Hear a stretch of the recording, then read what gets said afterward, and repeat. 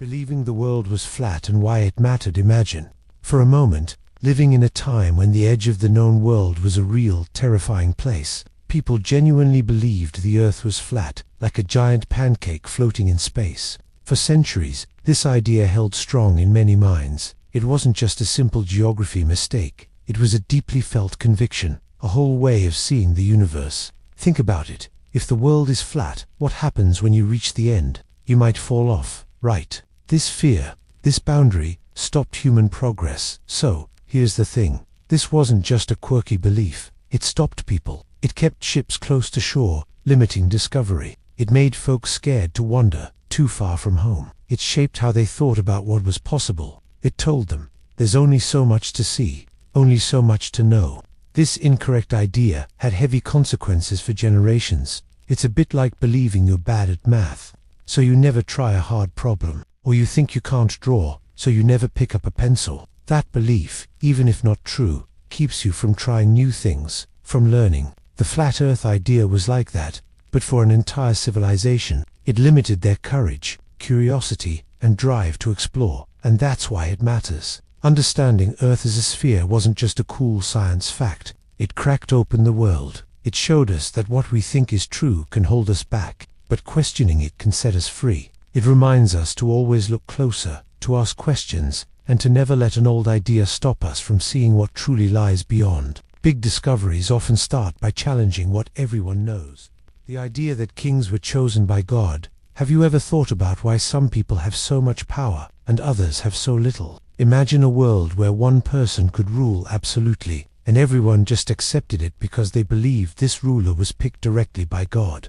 That's the core of a very old idea called the divine right of kings. Here's the thing. For a long time, in many parts of history, kings claimed their power didn't come from people or armies, but from God himself. This meant their decisions were God's will. It made challenging a king incredibly dangerous, almost like challenging God. If a king made cruel laws or caused his people to suffer, it was hard to argue against him without being seen as going against a divine plan. This belief locked societies into a rigid structure where ordinary people had little say and even less hope for change. It felt like destiny, not choice.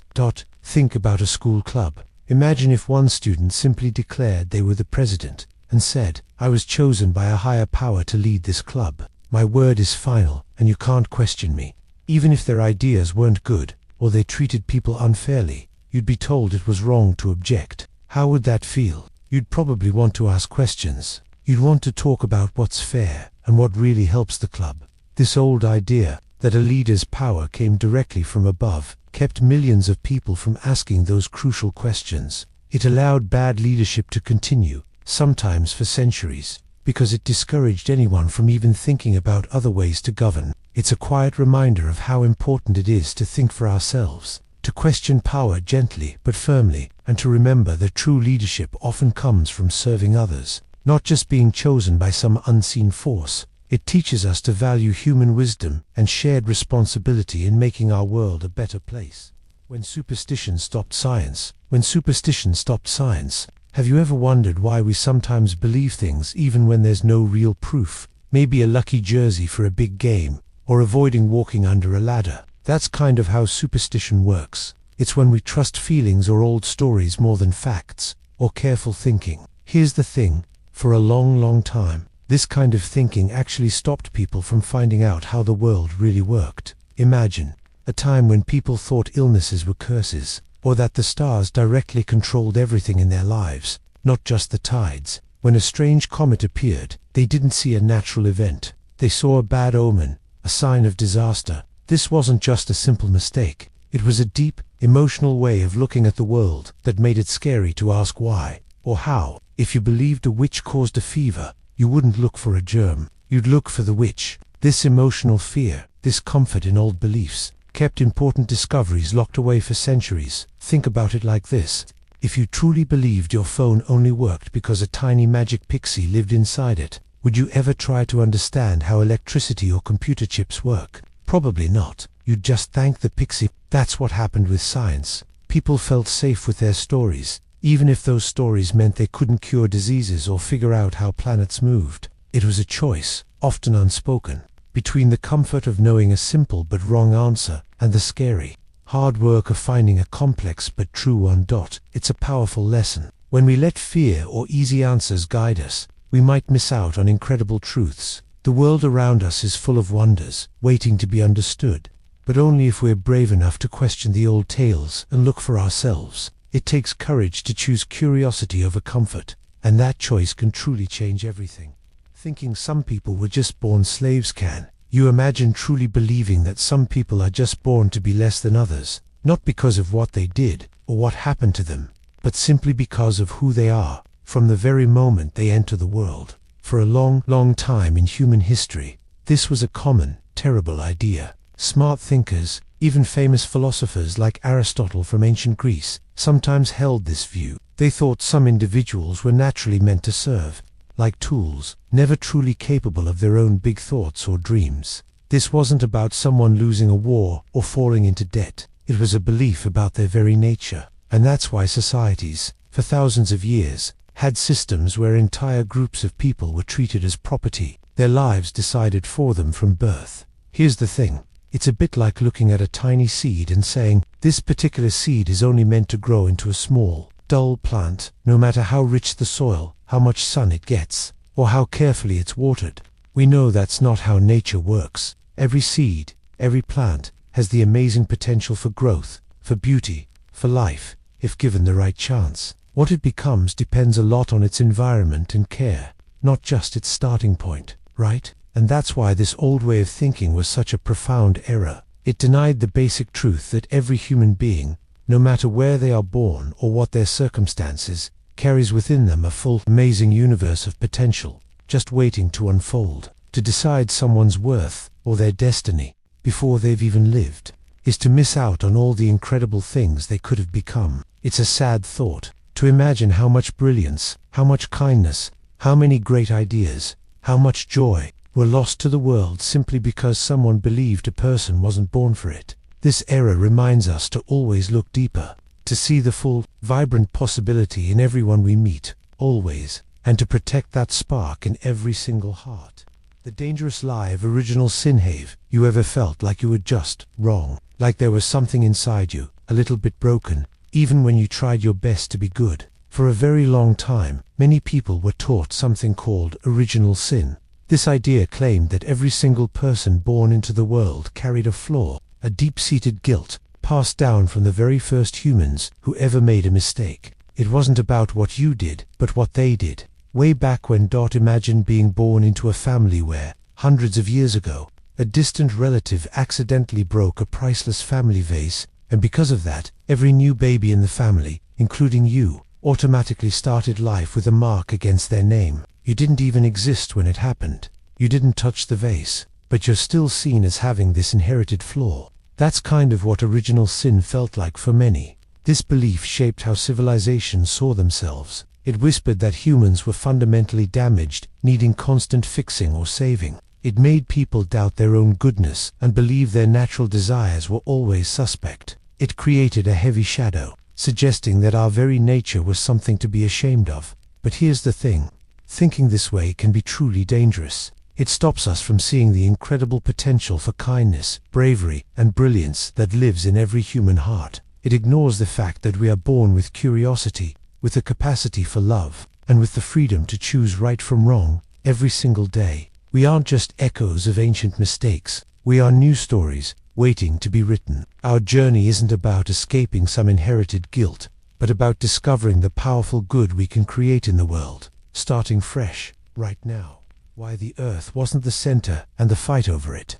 Have you ever felt like you're the most important person in your own story? Like everything around you is, in some way, about you? For a long time, people felt that way about our planet, Earth. This idea shaped everything. They believed Earth sat still, grand, and every star, moon, and sun spun around us. This was a comforting idea. It placed humanity at the heart of the universe, a special creation. But here's the thing. This wasn't true. It was a powerful idea, but also a mistake. Imagine looking up at the night sky, seeing all those lights move. It truly looks like they're circling us, doesn't it? For centuries, smart thinkers built ways of understanding the world on this belief. It felt right. Questioning it felt like challenging something sacred.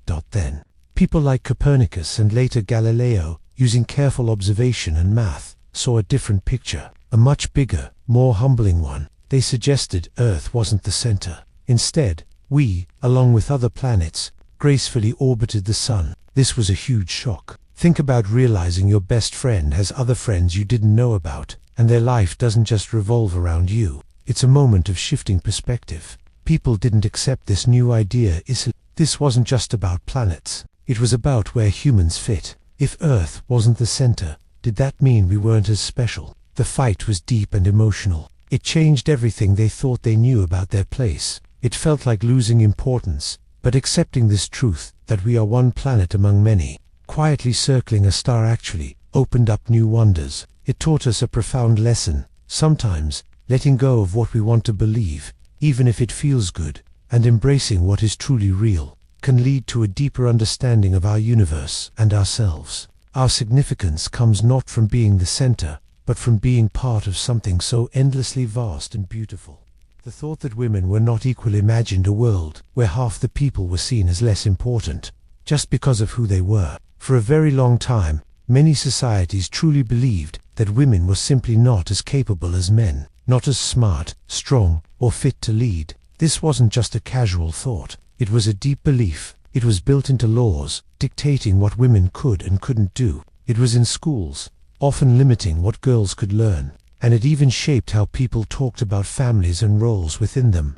Wise thinkers, even famous philosophers, sometimes reinforced this idea. They argued that women's minds were different, perhaps less rational, and best suited for roles within the home, like caring for children and managing a household. These beliefs weren't based on scientific facts or real evidence of what women could achieve, but on old traditions and what people thought was natural. This deep-seated error meant women were often denied education, kept from owning businesses, or having a voice in government. Think about it like this. Imagine your school decided that everyone born in an even-numbered month couldn't be class president, or couldn't play on the main sports team, even if they were the most talented player, and the reason given was just, that's how it's always been. Or people born in even months just aren't good at that. You'd know that's wrong, right? You'd feel that deep unfairness. This thought about women was like that, but it lasted for centuries, blocking so many brilliant minds from sharing their gifts with the world. It stopped countless potential scientists, artists, doctors, and leaders from ever even trying, simply because they were born female. Here's the thing, this wasn't just about limiting women, it limited all of humanity. Think of all the inventions not made, the diseases not cured, the inspiring stories not told, and the solutions not found, all because half of the population was told their ideas didn't matter, or that their intelligence was somehow lesser. This shows how deeply wrong ideas can hold entire civilizations back, and it reminds us to always question what we're told, especially when beliefs limit someone's dreams because of who they are. When logic ignored real life. Ever had a plan that seemed perfect in your head? You wrote it all down, it made so much sense, but then you tried it, and nothing went right. That's a bit like logic ignoring real life. For ages, smart people thought they could figure out the world just by thinking. They built amazing ideas, perfect systems in their minds, everything fitting neatly, like a puzzle. Ancient Greek thinkers, for example, believed pure thought could show the world's true way, and their logic was brilliant. But here's the thing, the real world isn't always neat. It's messy, full of surprises, feelings, things that don't follow rules. Think about a scientist designing an experiment in a clean lab. Everything's controlled, precise, results are clear. But then they try that same experiment in nature, in a forest or city. Suddenly, a million things they didn't account for appear, whether other animals, unexpected people. The lab's perfect logic doesn't quite fit the wild reality outside it. Or, imagine planning your whole Saturday, homework, video games, friends, great on paper, but then your brother gets sick, or a friend calls with an emergency, or you just feel tired. The world, with its emotions and sudden changes, steps in. Your perfect plan bends and breaks. This can help you see something important. Logic isn't bad. It helps us think clearly. But sometimes, we love our clever ideas so much, we forget to look around. We forget the world is alive, breathing, full of things we can't predict with simple thought. It teaches us to be humble, to listen to what reality is telling us, even when it's messy, because the real truth, the deep truth, lives out there, beyond our perfect thoughts. The big idea that gold meant all wealth. Have you ever stopped to think about what wealth truly means? For a long time, people across the world held on to one powerful idea, that gold and silver were the only things that mattered. It was like they believed these shiny metals were wealth itself, not just a way to measure it. Imagine a king who believed the more gold bars he had, the richer his country was. This wasn't just a mistake, it was a deep belief that shaped nations. Here's the thing. People thought if a country had lots of gold, it was powerful. If it didn't, it was weak. So, countries worked hard to get gold and keep it. They fought wars and made strict rules about trade. The goal was always the same: get more gold in, let less gold out. It was a grand obsession to pile up the glittering stuff. This meant real resources, like fertile land or skilled workers, got less attention than the shiny rock dot. Think about it like this. Imagine you collect trading cards. There's one super rare, extra shiny card everyone wants. You might think having a huge stack of just those shiny cards makes you the richest collector. But what if you ignored all the other fun parts? Never played, never traded for strategy building cards, or never saw the cool artwork on common cards? You'd have a lot of shiny cardboard, but you wouldn't really be enjoying the full experience of collecting. And that's why it matters. This mistaken belief about gold showed us something important. True wealth isn't just one single thing you can hold. It's a mix of so much more: healthy people, good ideas, fresh food, clean water, and the ability to live a happy life. When we fixate on just one symbol of value, like gold, we risk losing sight of the deeper, richer treasures all around us. It reminds us to look beyond the shine and see what truly helps people thrive. Believing we knew everything already. Have you ever stopped searching for something because you were sure it wasn't there? What if whole groups of people, or even whole civilizations, did that with ideas? This is one of the biggest mistakes we can make, believing we already know everything important. It's like closing the book right when the best part is about to begin. When people think they have all the answers, they stop asking questions. And when we stop asking questions, we stop learning, we stop growing. Here's the thing. For a very long time, people believed the earth was the center of the universe. The sun, the stars, everything moved around us. It felt right, and it seemed obvious. So, for thousands of years, that's what everyone knew. They built entire ways of thinking and seeing the world based on this idea. But then, brave thinkers like Copernicus and Galileo dared to ask, what if we're wrong? They looked closer, and they found that, actually, the earth moves around the sun. That simple shift changed everything, opening up new ways to understand space and our place in it. They didn't accept what was known. Think about when you're studying for a big test. Maybe you read your notes once and think, yep, got it. I know everything now. Then you get to the test, and a question pops up that you totally missed because you stopped looking. That feeling of certainty, of knowing, can actually trick us into ignoring new information or different perspectives. It can make us miss out on truly incredible discoveries, both about the world and about ourselves. And that's why it matters. True wisdom isn't about having all the answers. It's about staying open. It's about understanding that there's always more to discover, more to wonder about, more to learn. It's a quiet courage to say, I don't know yet, but I'm ready to find out.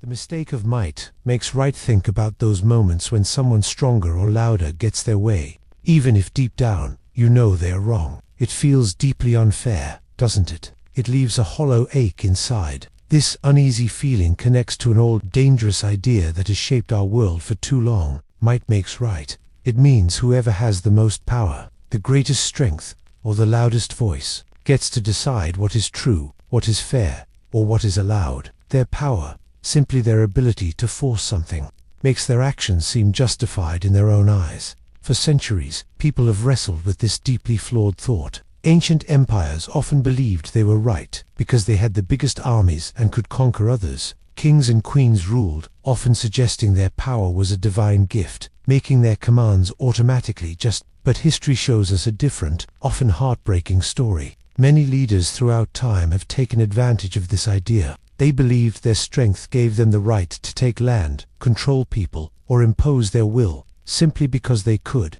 And here's the thing, it led to so much pain, so many tears, and countless lives shattered. Whole civilizations suffered under this mistaken belief. Imagine in a school hallway, a really big kid pushes a smaller kid aside to get to the front of the line for lunch. The big kid gets their food first. Did their size make it okay? Did their might suddenly make pushing someone right? Of course not. It was just an act of raw power, not justice. It created fear, not fairness. The smaller kid felt helpless and hurt. Their feelings and their basic right to be treated with respect were ignored, simply because they weren't as strong. The mistake of might makes right teaches us a profound lesson. Power alone doesn't create justice or truth. True rightness comes from things like fairness, kindness, and respecting everyone, no matter how strong or weak they are. It's a quiet strength, one that doesn't need to push or shout or dominate. So here's what happened over time. People learned to question this idea, to resist it with all their heart. They fought for rules, for laws, and for human rights that protect everyone, not just the powerful. And that's why it matters so much, because we can choose to build a world where what is truly right is actually right, and not just what is powerful. Why happiness wasn't the goal for some. Have you ever wondered if always being happy is even possible? Most of us chase happiness like it's the finish line of life. We want to feel good, laugh often, and avoid anything that hurts. But here's the thing. For many deep thinkers and cultures, personal happiness wasn't the main prize. It wasn't what they aimed for above all else. Imagine ancient philosophers, like the Stoics in Greece, or think of great leaders throughout history. They didn't always talk about joy and comfort. Instead, they focused on things like virtue, duty, and living a life that was good in a deeper sense. They believed it was more important to be brave, to be fair, or to serve your community, even if those choices brought hardship. For them, a truly meaningful life wasn't about feeling happy every second. It was about acting with purpose, living by strong values, and striving for something bigger than themselves. Doing the right thing often felt hard, not happy, but they saw that as the path to a different kind of fulfillment. Think about a scientist working for years on a cure for a terrible disease. They might spend long nights in the lab, face many failures, and miss fun times. They aren't happy in the moment of frustration or exhaustion, but they keep going because their purpose is bigger than their own comfort. Their goal isn't instant happiness, it's the hope of helping others. That deep commitment drives them. So maybe the real question isn't, am I happy right now? Maybe it's, am I living a life that matters? Am I doing things that build something good, even if it's tough? Sometimes, the quiet feeling of knowing you've done something truly important, something that lasts, can feel more profound than any quick smile. It's a different kind of rich feeling, one that comes from contributing, from enduring, and from finding meaning beyond just feeling good. Our lives can hold a deeper purpose, a quiet strength that isn't always loud with joy, but shines bright with significance. The idea that pain was always bad. Have you ever truly considered if pain, that sharp, unwelcome feeling, could actually be more than just bad? For a long time, most people saw pain as purely negative, an enemy to fight, hide from, or numb away. And it's easy to see why we feel this way. No one enjoys the sting of a scraped knee or the deep ache of disappointment. Our bodies and minds pull away from anything that hurts. But here's the thing. What if pain is actually a crucial messenger, a vital alarm system that protects us? Think about it clearly. Imagine you accidentally touch a hot stove. That instant, searing burn isn't just uncomfortable. It's a powerful, urgent signal. It tells your brain, danger. Move your hand, fast, or face much worse harm. If you didn't feel that pain, your body might ignore the heat, causing severe injury without realizing it. In this way, physical pain isn't a punishment, it's a protector, a teacher that sets vital boundaries. This simple idea, that pain served a purpose beyond just suffering, began to challenge thinkers centuries ago. They observed that sometimes, through struggle and discomfort, we actually grow stronger, wiser. An athlete pushes past muscle soreness to build endurance. A student grapples with a confusing problem, feeling frustrated, but when they finally understand it, their knowledge becomes deeper. Even the emotional pain of a sad goodbye can lead to a deeper understanding of love and resilience. So, here's what I found. It's not about seeking out pain or pretending it doesn't hurt. It's about recognizing its often hidden role. Pain, physical or emotional, can be a rough but honest guide on life's challenging journeys. It doesn't mean the path is wrong. It means you are truly experiencing, learning, and changing. To hold on to the idea that pain was always bad might be an old error, keeping us from appreciating how much growth and understanding can emerge from life's difficult, sharp edges. Perhaps these moments aren't just there to wound us, but to powerfully shape us.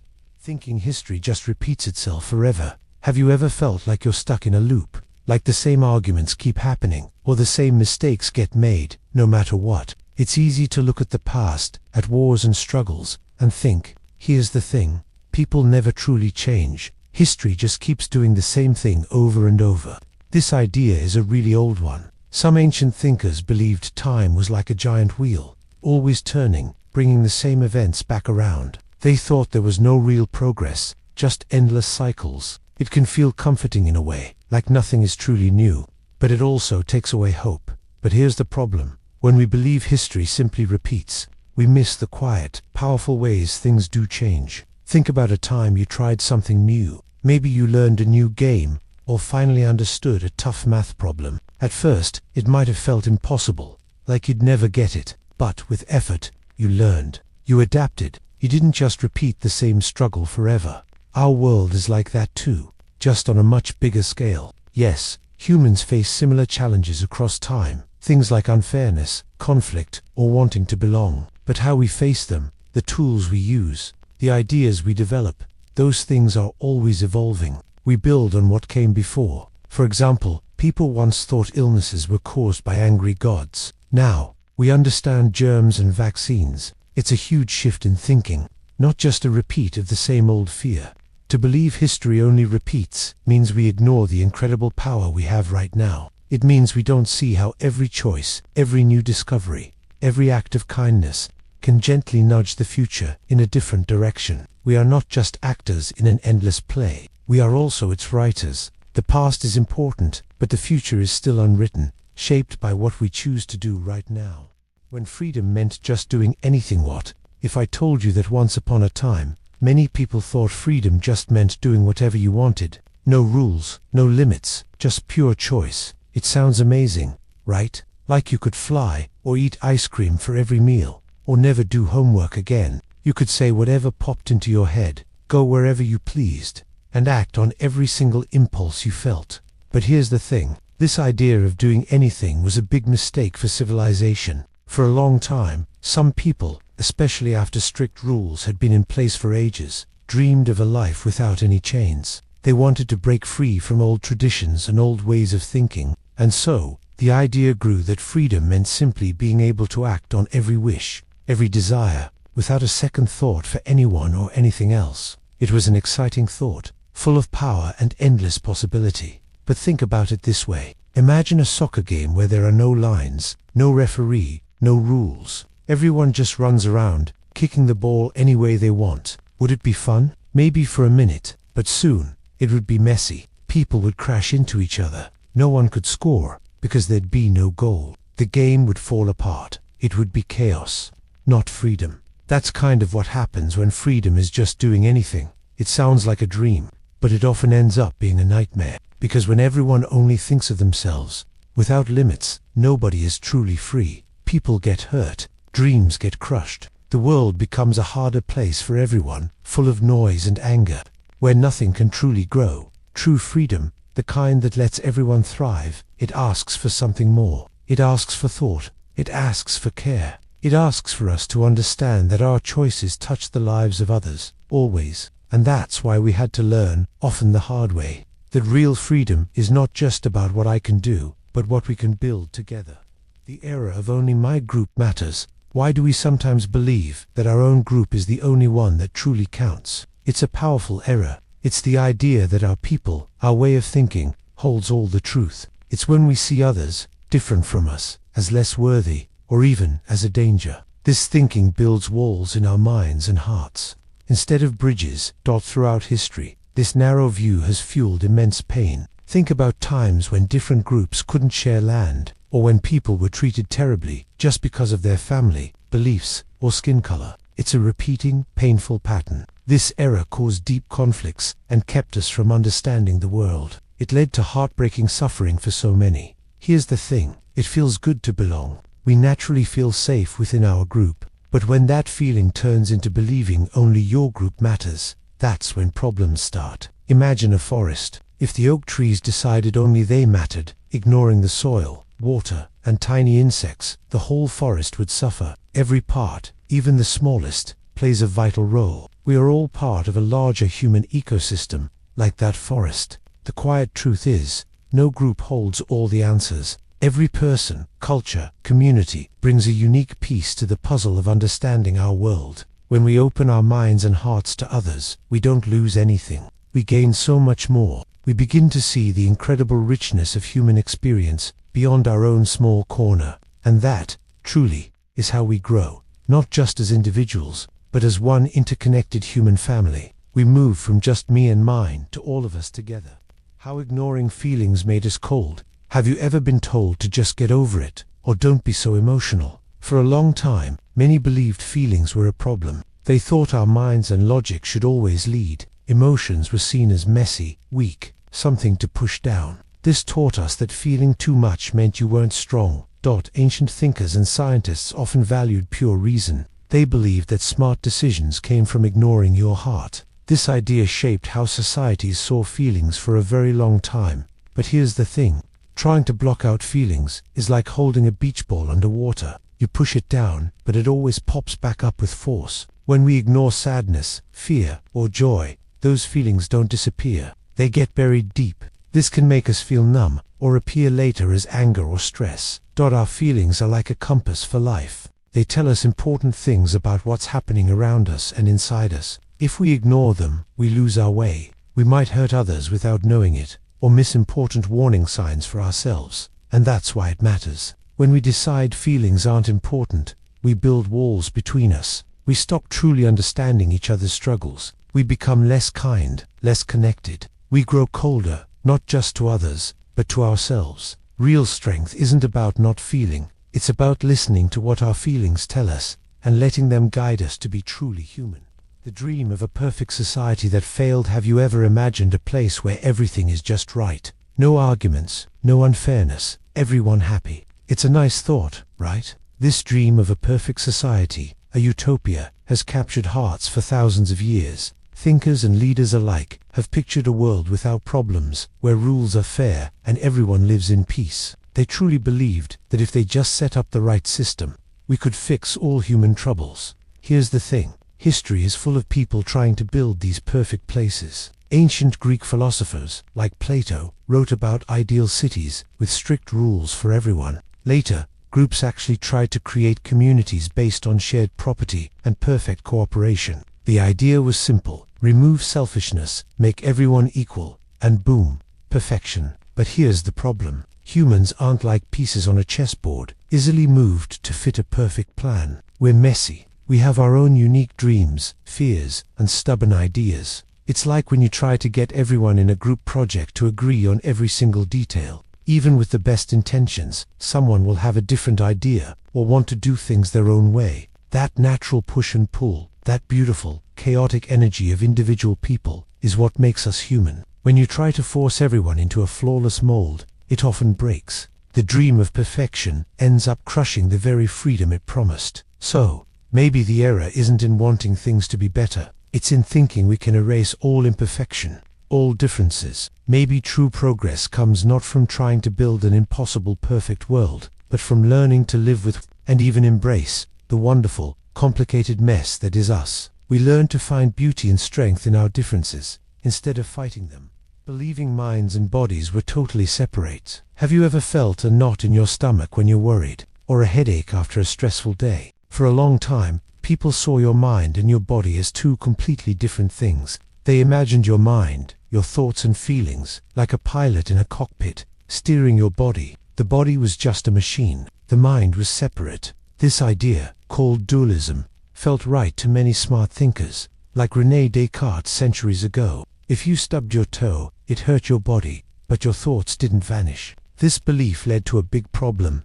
It made us ignore how deeply connected everything is. We saw body illnesses as purely physical and mental struggles as just in your head, as not real. But here's the truth. They are woven together. Think about it. When you feel down, sometimes a long walk outside or playing a sport can lift your spirits. Body movement helps your mind, And when you're stressed, your body often reacts with tension, trouble sleeping, or feeling physically sick. Your mind impacts your body, and your body's health shapes your mind. The era was thinking these two vital parts could be separate. Because of this, for centuries, we sometimes treated illnesses without seeing the whole picture. We separated mental health from physical health. This meant we overlooked ways to heal ourselves, recognizing that our mind and body are one interconnected system changes everything. It means taking care of your body with physical care is a powerful way to support your mind, and nurturing your mind with mental care helps your body thrive. We are not just a brain in a box. We are a whole, deeply connected being. Understanding this helps us care for ourselves with more wisdom. The danger of thinking, I'm always right. Have you ever been absolutely, completely sure about something? So certain that your mind felt locked, unable to even consider another way. Here's the thing. That feeling, that deep certainty that I'm always right, can be one of the most dangerous thoughts we carry. It's not about being confident. It's about being closed off. It means we stop listening, stop learning, and sometimes we stop truly seeing the world around us. Think about it. For a very long time, people truly believed the sun revolved around the earth. It just made sense to them, right? The sun rose, it set, it moved across the sky. So, everyone knew it was true. But brave thinkers, people who were willing to question what everyone else accepted, eventually showed us the real picture. The earth goes around the sun, and that changed everything. It wasn't easy for people to accept, because admitting you were wrong, and that countless generations before you were wrong, feels big. It can hurt, but here's what happened. By being open to being wrong, we actually found the truth. And that's why it matters. When we cling to our own ideas as the only possible truth, we build walls. We miss out on new understandings, beautiful discoveries, and even amazing friendships. Imagine being stuck on a puzzle, convinced your piece is the only one that fits. When a friend has the perfect one, you just aren't looking at dot. So, here's a calm thought. Maybe the greatest wisdom isn't knowing all the answers. Maybe it's being brave enough to admit you don't, and humble enough to keep looking, to keep listening. Because the world is much bigger, much more wonderful, than any single person's ideas, even our own. When science was banned by belief, have you ever learned something new? A big truth that totally flipped what you thought you knew. It feels a little shaky, right? Like the ground shifted. But imagine a time when a new truth wasn't just shaky. It was dangerous. It could get you into serious trouble. Here's the thing. For a long time, what people believed was so powerful. It actually tried to stop what people discovered. Think about the stars. For centuries, people truly believed our Earth was the center of everything. The sun, the moon, all the stars, they circled us. This idea wasn't just a thought. It was woven into their understanding of life, their stories, and their faith. Then, a man named Galileo came along. He used his new telescope to see things differently. He saw moons orbiting Jupiter, not Earth. He saw proof that Earth wasn't the center, but just one planet circling the sun. This was a massive, uncomfortable truth. And here's what happened. Instead of cheering for this amazing discovery, many were terrified. It shattered their comfortable worldview. It felt like their entire world was pulling apart. So, Galileo's scientific findings weren't just ignored. They were banned. He was told to keep quiet, to pretend what he saw wasn't true. It's like if you found a faster way to solve a tough math problem, but your teacher insisted you had to use the old, harder method, and even punished you for trying anything new, just because the old way was tradition. That feeling of fear, of holding on to old ideas because they feel safe, is a powerful force. It shows how deeply we can cling to what we think is true, even when new evidence is right there. But here's the thing. Truth often finds its light, even when people try to hide it. It teaches us to be brave enough to look, to question, and to let go of old ideas when new, truer ones emerge. That's how we move forward, even when it feels a little scary. The idea that one race was superior. Have you ever wondered why people sometimes treat others differently, just because of how they look? For a long time, too many people believed a truly harmful idea, that one group of humans was simply better than all others. This wasn't about being good at something, like a sport or a subject in school. It was about thinking that certain people were naturally smarter, stronger, or more important, just because of their skin color, or where their family came from. This idea sounds simple, but it has caused so much pain throughout history. It made some people feel like they had the right to control, hurt, or even enslave others. Think about it. If you truly believe another person is less than you, it's easier to be cruel to them, to take their land, or to deny them basic fairness. History shows us many sad examples of this, like how some groups were made to feel inferior for generations, their voices silenced, their dreams crushed. It wasn't based on facts or science, but on fear and ignorance. Here's the thing. Imagining a world where everyone is a different musical instrument in an orchestra. You have violins, drums, flutes, trumpets. Each one has its own unique sound, its own way of contributing to the music. What if the violins decided they were superior to the drums and tried to silence them? The music would be incomplete, harsh, and much less beautiful. The whole song is better because every instrument brings its own special part. Our world is like that orchestra. Every person, every culture, every background adds something essential and unique. When we believe one instrument is superior, we lose the richness, the harmony, and the deep beauty that comes from everyone playing together, respecting each other's sound. It reminds us that our differences are not weaknesses, but strengths, and that true progress comes from valuing every single human heart. Why questioning authority was once a crime imagined, a world where asking why could get you into serious trouble, not just a scolding, but real danger. For a long time, questioning powerful people wasn't just rude, it was a crime against society, sometimes against God. Back then, leaders, kings, queens, religious figures often claimed their power and truth came straight from God. So, if you questioned their rules or beliefs, it felt like questioning the heavens. It wasn't just disagreeing, it was seen as an attack on their power, on how things were. They feared if one person questioned, others would follow, and everything would fall apart. This fear kept people silent, trapped by what everyone believed. Think about when everyone believed Earth was flat, or that the sun went around us. This was the truth for centuries, taught by powerful groups. If a brave scientist looked through a telescope and saw something different, like Earth going around the sun, and then spoke out, they faced huge danger.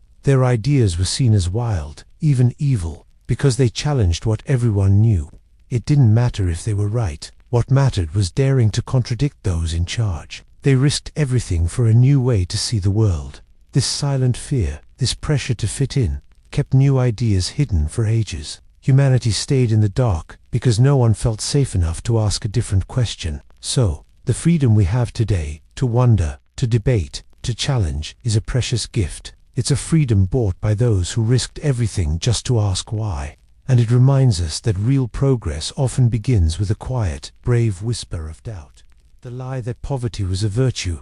Have you ever heard someone say that suffering or not having much makes you a better person? It sounds strange, right? The idea that being poor, struggling for basic needs, could somehow be a good thing. This belief, that poverty itself is a virtue, caused a lot of harm in many old societies. People were taught that giving up money was a path to spiritual greatness. Some holy people chose a simple life. They focused on inner peace, not things. That choice, made freely, can be powerful. But here's the thing, this idea got twisted. It went from choosing a simple life to believing that poverty, forced on people, was good for their souls. Imagine telling someone who is always hungry, or has no safe home, that their hardship is making them a better person. It's like telling a plant that wilting from lack of water is making it stronger. That's not strength. It's suffering. When people are told their struggles are good, it can stop them from trying to improve their lives, and it can stop others from helping. Because why fix something supposedly good? This lie made it easier for people to ignore poverty's real problems. It suggested that needing food or a home was a sign of weakness, not a basic human right. But here's what I found. True goodness isn't about how much you own. It's about kindness, courage, honesty, and empathy. These qualities don't need an empty stomach to grow. They thrive when people have stability and can live with dignity. Goodness comes from within, not from lacking things. Thinking we could control nature completely. Have you ever wished you could just tell the rain to stop, or make the sun shine exactly when you wanted? That feeling of wanting to be in charge is powerful. For a long time, many people truly believed we could master nature, bend it completely to our will. This was a big idea, and honestly, a bit of a mistake. Here's the thing, people have always worked to make life easier, building cities and growing food. That's natural, but a big mistake was believing we were separate from nature, not part of it. We thought our cleverness, our machines, our engineering could conquer anything. We built huge dams, changed rivers, cleared vast forests. It was like thinking we could redraw the world just because we had a pen. We wanted total control over oceans, forests, even the air. Think about trying to build a sandcastle right at the edge of the ocean, where waves crash hard. You work hard, make it strong, maybe even think it will last forever. But the ocean has its own rhythm, its own power. A big wave comes, and your perfect castle crumbles. It's not a failure on your part, but a reminder that some forces are too immense to fully control. Or think of a huge dam built to hold back a river. For a while, it seems like we've won. But sometimes, the river finds a new path, or the dam faces pressure it was never meant to handle. And that's why it matters. This idea that we could simply control nature led us to forget its balance, its wisdom. We learned, often the hard way, that nature isn't something to be beaten. It's a partner, a force we live with. The wind, the rain, the earth, they have their own stories, their own cycles. Maybe true strength isn't in trying to control everything. Instead, it's about learning to understand and respect the world around us, living with the wild heart of our planet, not just trying to cage it. The belief that everything was predetermined. Have you ever wondered if your life is like a story already written? What if every choice, every path, was decided long ago? This idea that everything is predetermined shaped how people saw the world for ages. It's the belief that an invisible force, maybe fate, maybe a powerful God, has already planned every event, from huge historical moments to your smallest step tomorrow. Imagine ancient people looking at the stars, believing their destinies were etched there. For thousands of years, thinkers struggled to understand why things happened. Many found comfort in a grand plan. But this belief, while offering peace in tragedy it was meant to be, also took away personal choice. It could make effort seem pointless. If the outcome is already decided, why even try? Think about a track race. If you believed the winner was already chosen, would you train hard? Would you push at the finish line? Probably not. The joy, the struggle, the feeling of earning success, much comes from knowing your effort matters. Defeat is easier when you know you gave it your all. This belief that our actions don't shape what happens can feel heavy. It makes you feel like a character in a play, reading lines someone else wrote, not the author of your own story. But here's the thing, a fixed destiny can be a deep comfort. Yet, it also makes us ask about our courage, our compassion, our humanity. If every moment is already set, what becomes of hope? What about trying to make things better? Maybe real power isn't in knowing what will happen. It's in facing each new moment, believing our choices, big or small, still carry weight. Even in a vast, mysterious universe, your choices can sparkle. It asks us to find quiet strength in deciding to try, even if the ending isn't guaranteed. When beauty was only about rules, have you ever wondered if beauty always felt personal, like what you think is pretty? It's kind of strange, but for a long time, what people called beautiful wasn't about feelings or personal taste at all. Here's the thing, it was mostly about rules. Think way back to ancient Greece. Those smart thinkers, the philosophers, believed true beauty was tied to perfect order and balance. If something was beautiful, it had to follow very specific measurements and proportions. Imagine a building needing a certain height-to-width ratio, or a statue having limbs perfectly scaled. They even applied this to music, saying melodies were beautiful if they followed mathematical patterns. It wasn't about whether a song made you feel happy, it was about if it was correct. Imagine if your favorite video game was only considered good if its graphics and storyline perfectly followed a rigid checklist, with no room for creative glitches or unexpected twists. If it didn't match the rules exactly, it was just wrong, not beautiful. This way of thinking meant that if a painting or a poem didn't fit these ancient formulas, it wasn't seen as truly beautiful, no matter the artist's effort. And that's why it matters. This idea that beauty was only about fitting a perfect mold left out so much. It didn't account for the wild, unexpected moments that can take your breath away, or the feeling you get when something just speaks to you, even if it's not perfectly symmetrical. It makes you wonder, did they miss out on a whole world of magic just because it didn't follow the rules? Maybe beauty is more than just right or wrong. Maybe it's also about how it makes us feel. The mistake of the ends justify the means. Have you ever wanted to win so badly, or achieve a goal, that you thought about doing something a little not so right just to get there? Maybe cutting a corner, or stretching the truth. This feeling touches on a very old and often dangerous idea.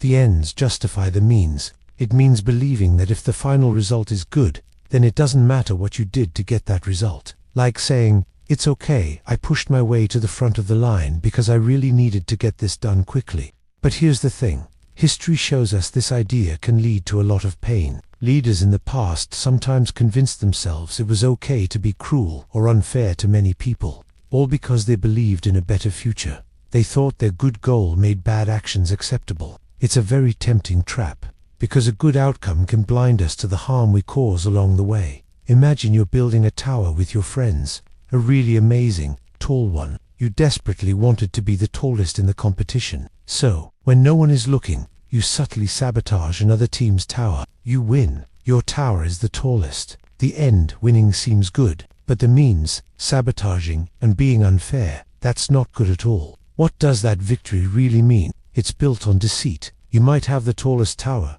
but you've probably broken trust with your friends, and you haven't actually learned how to build better. This way of thinking whispers that what's right or wrong doesn't really matter, as long as you get what you want. But our journey, the steps we take, they shape us. They show who we are. Choosing kindness, honesty, and respect, even when it makes reaching our goal harder, creates a deeper, truer kind of success. It builds trust, not just a win. And that, in the long run, matters so much more.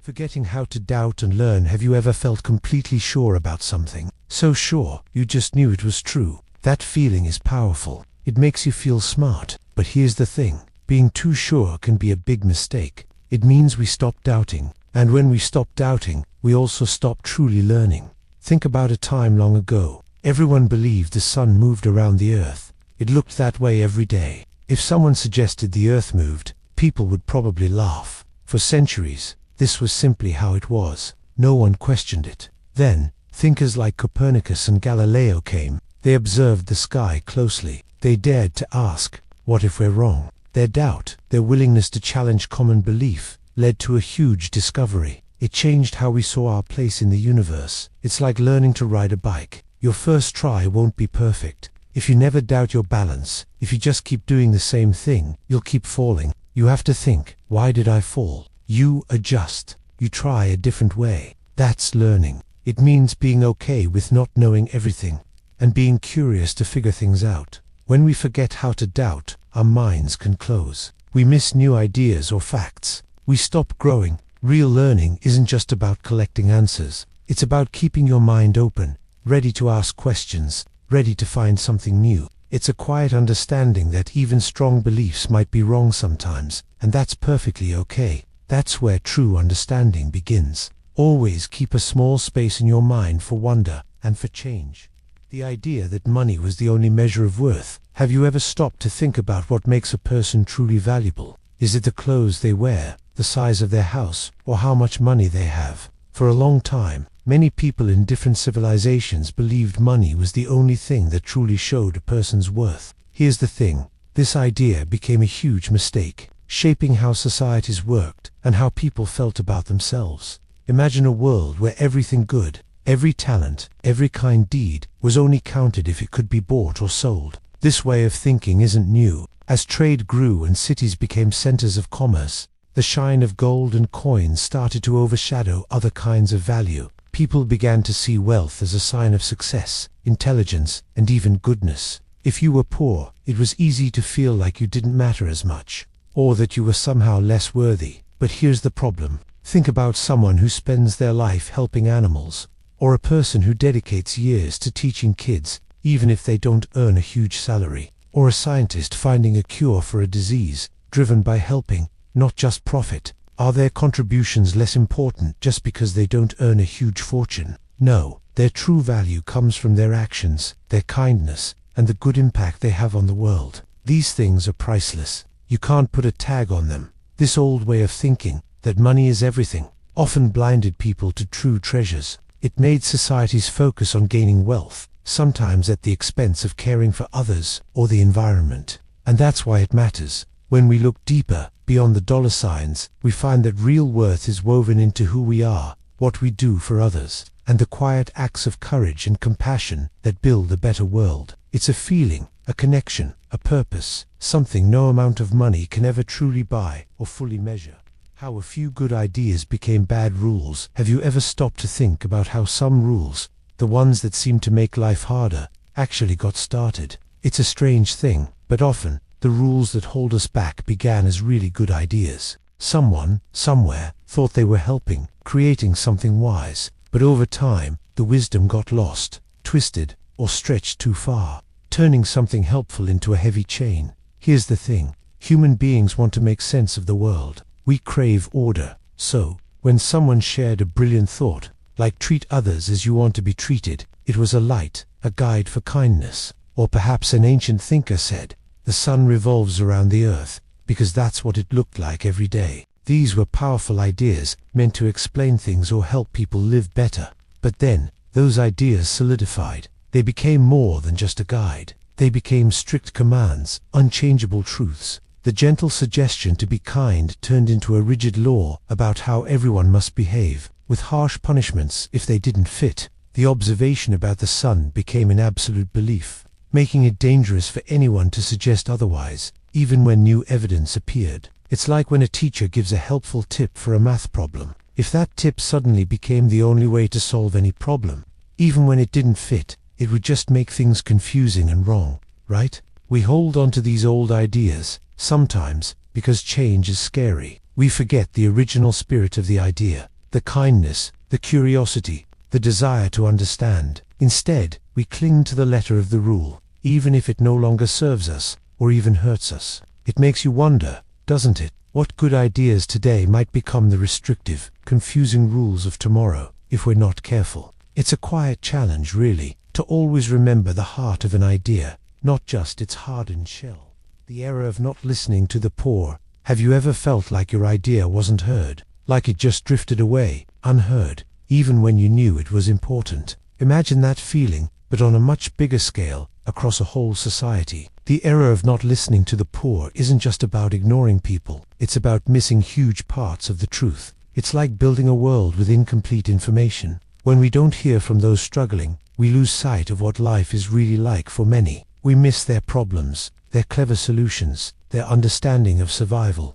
Think about history. So many times, kingdoms and empires fell because leaders were too far removed from their people. They sat in palaces, making rules that didn't make sense on the streets. Take the French Revolution, for example. Years of ignoring the hunger, the unfairness, the quiet desperation of ordinary people built up. When it finally broke, it broke with terrible force. It showed that when a society silences its most vulnerable, it often paves the way for its own undoing. It's like trying to steer a ship in a storm, ignoring warnings from the deckhands closest to the waves.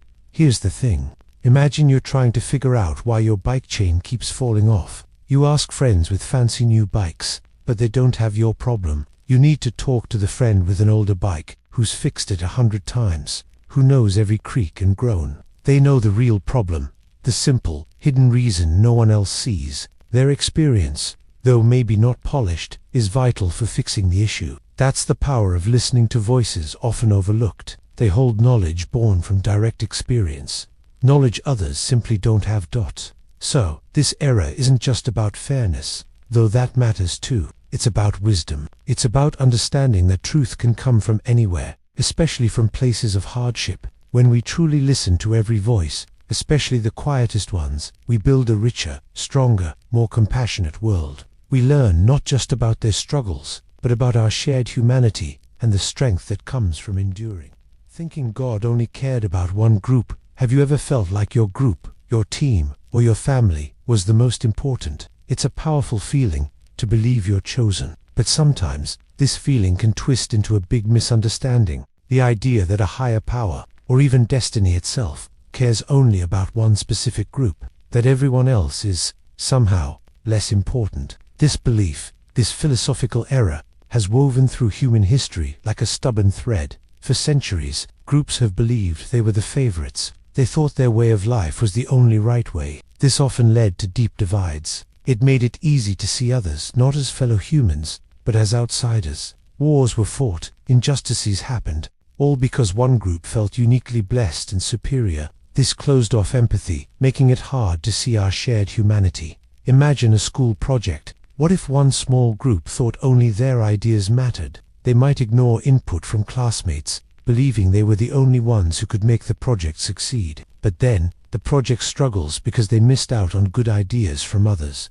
They forgot that everyone brings something important. The truth is, life is vast. The world is full of different people, cultures, and beliefs, each with their own beauty and worth. To think any divine power or universal force would limit its care to just one small part of humanity feels small, almost lonely. It shrinks the world. Instead, imagine a bigger picture, one where kindness, understanding, and value extend to every single person. That idea, that everyone matters, opens up our hearts. It builds bridges instead of walls, and paints a more hopeful, deeply connected picture of being human. When emotions were seen as weakness, have you ever been told to be strong or don't cry? Even when your heart felt heavy, for a very long time, people believed showing emotions was a weakness. Imagine a world where sadness, fear, or even great joy were seen as flaws. Ancient thinkers often taught that wise people should control their feelings, push them down, or try to get rid of them completely. They thought emotions clouded judgment, making people act without thinking and choose poorly. Many tried to be completely logical, like human computers. They believed this was the only path to true strength. It was almost like seeing your feelings as a loud, unruly guest at a quiet dinner party, something to be shushed or hidden. This idea shaped societies, how parents raised children, and how people saw each other. Think of old stories where heroes never cried or showed fear. They were praised. This way of thinking was a mistake. But here's the thing. Emotions aren't just random noise. Imagine driving a car without a dashboard, no speedometer, no fuel gauge. That's a bit like living without emotions. Your feelings are like that dashboard. Sadness tells you something is wrong. Fear warns you of danger. Even anger, when understood, can point to an injustice. They are signals, not weaknesses. When we believed emotions were errors, we stopped listening to these important signals. We tried to silence a part of ourselves that helps us navigate the world, understand others, and truly understand ourselves. This taught us to build walls around our truest selves. And that's why it matters. Acknowledging our feelings isn't about being weak. It's about being fully human, truly aware, and deeply strong. It's about letting your inner compass guide you. The lie that change was always evil. Have you ever felt a little nervous about something new, like moving to a different school, or even just trying a strange new food? That feeling, that small resistance, is something humans have known for a very long time. For much of history, people didn't just feel nervous about change. They believed change itself was often bad, even evil. Think about it. In ancient times, life was mostly about keeping things the same. If your family farmed a certain way, you farmed that way. If your village had always done things one specific way, you didn't question it. Change was seen as dangerous. It could ruin crops, upset the gods, or break the traditions that kept everyone safe. People held on to the past tightly, like a comfort blanket, because the unknown felt like a threat. This wasn't just a simple preference. It was a deep, unspoken belief that the natural order was fixed, and to mess with it was to invite disaster. This idea became a heavy chain, slowing down progress,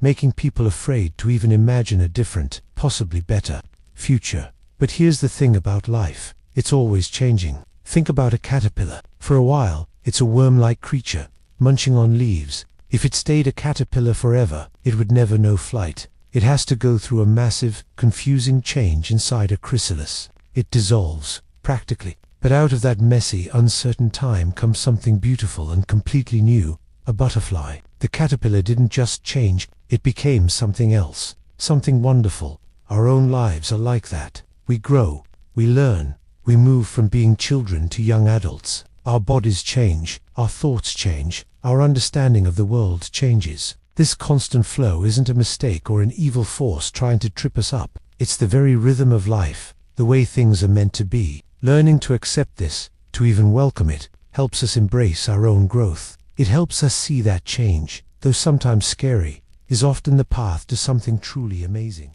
Believing only the strong should survive. Have you ever thought about what makes a group, a team, or even a whole town truly strong? Sometimes, people believe only the toughest, smartest, or wealthiest should survive. They think if someone struggles, it's just nature taking its course, like survival of the fittest.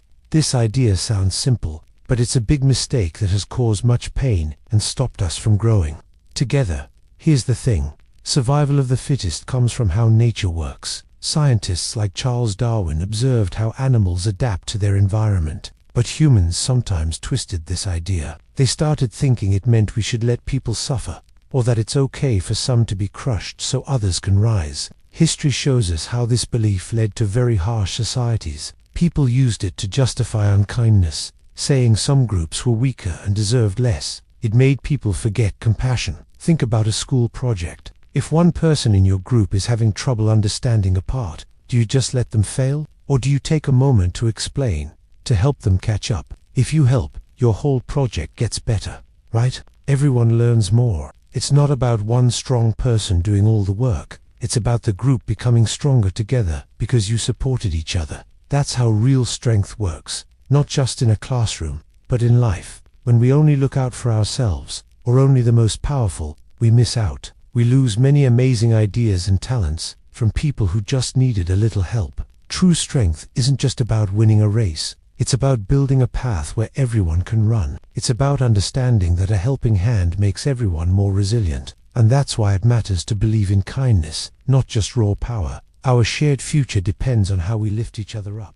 The idea that truth was whatever you felt. Have you ever felt something so strongly, so deeply, that it just had to be true? Maybe you felt sure a friend was mad at you, even if they said they weren't. Or you just knew you'd ace a test, even without much studying. For a long time, people believed truth was something you discovered outside yourself, like a law of nature or a logical fact. You looked for it, studied it, proved it. But then, a powerful idea started to spread. What if truth wasn't out there, waiting? What if it was actually inside you? What if truth was simply whatever you felt was right, in your heart, in your soul? This concept grew over centuries, suggesting there wasn't one universal truth for everyone. Instead, what felt true to you became your truth. It sounds freeing, doesn't it? My feelings are valid. And yes, your feelings are valid. They're real parts of your experience. But here's the thing. Feelings, however strong, aren't always the same as truth. Think about being sick with a fever. You feel so hot,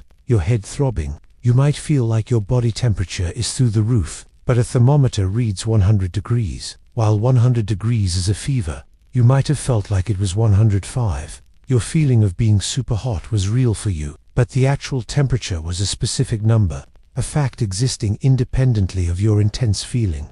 This idea that truth is just whatever you feel can make things tricky. If everyone's feelings are their ultimate truth, how do we agree on what's real? How do we work together to solve big problems, or even decide what's fair in a game? It reminds us that while our feelings are important, they aren't the only guide. Truth sometimes asks us to look beyond what we feel, to search for facts, and to question even our own strongest emotions. It's a quiet whisper that some truths exist, solid and steady, whether we feel them or not.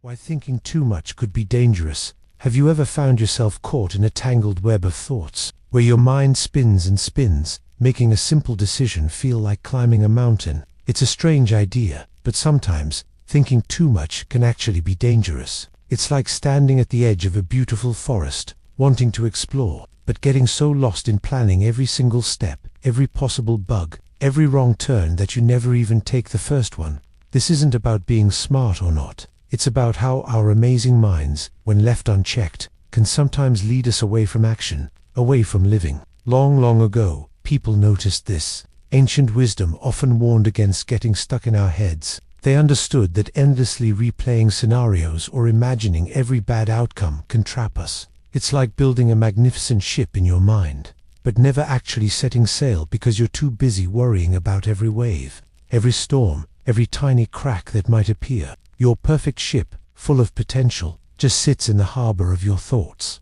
Think about a time you had a big school project. You might have had a brilliant idea, but then you started to overthink. Is my idea good enough? What if it's too simple? What if it's too complicated? What will everyone else think? Soon, the excitement drains away, and the project feels heavy, impossible. You might even miss the deadline, not because you weren't smart enough, but because you thought yourself into a corner, paralyzed by all the what-ifs.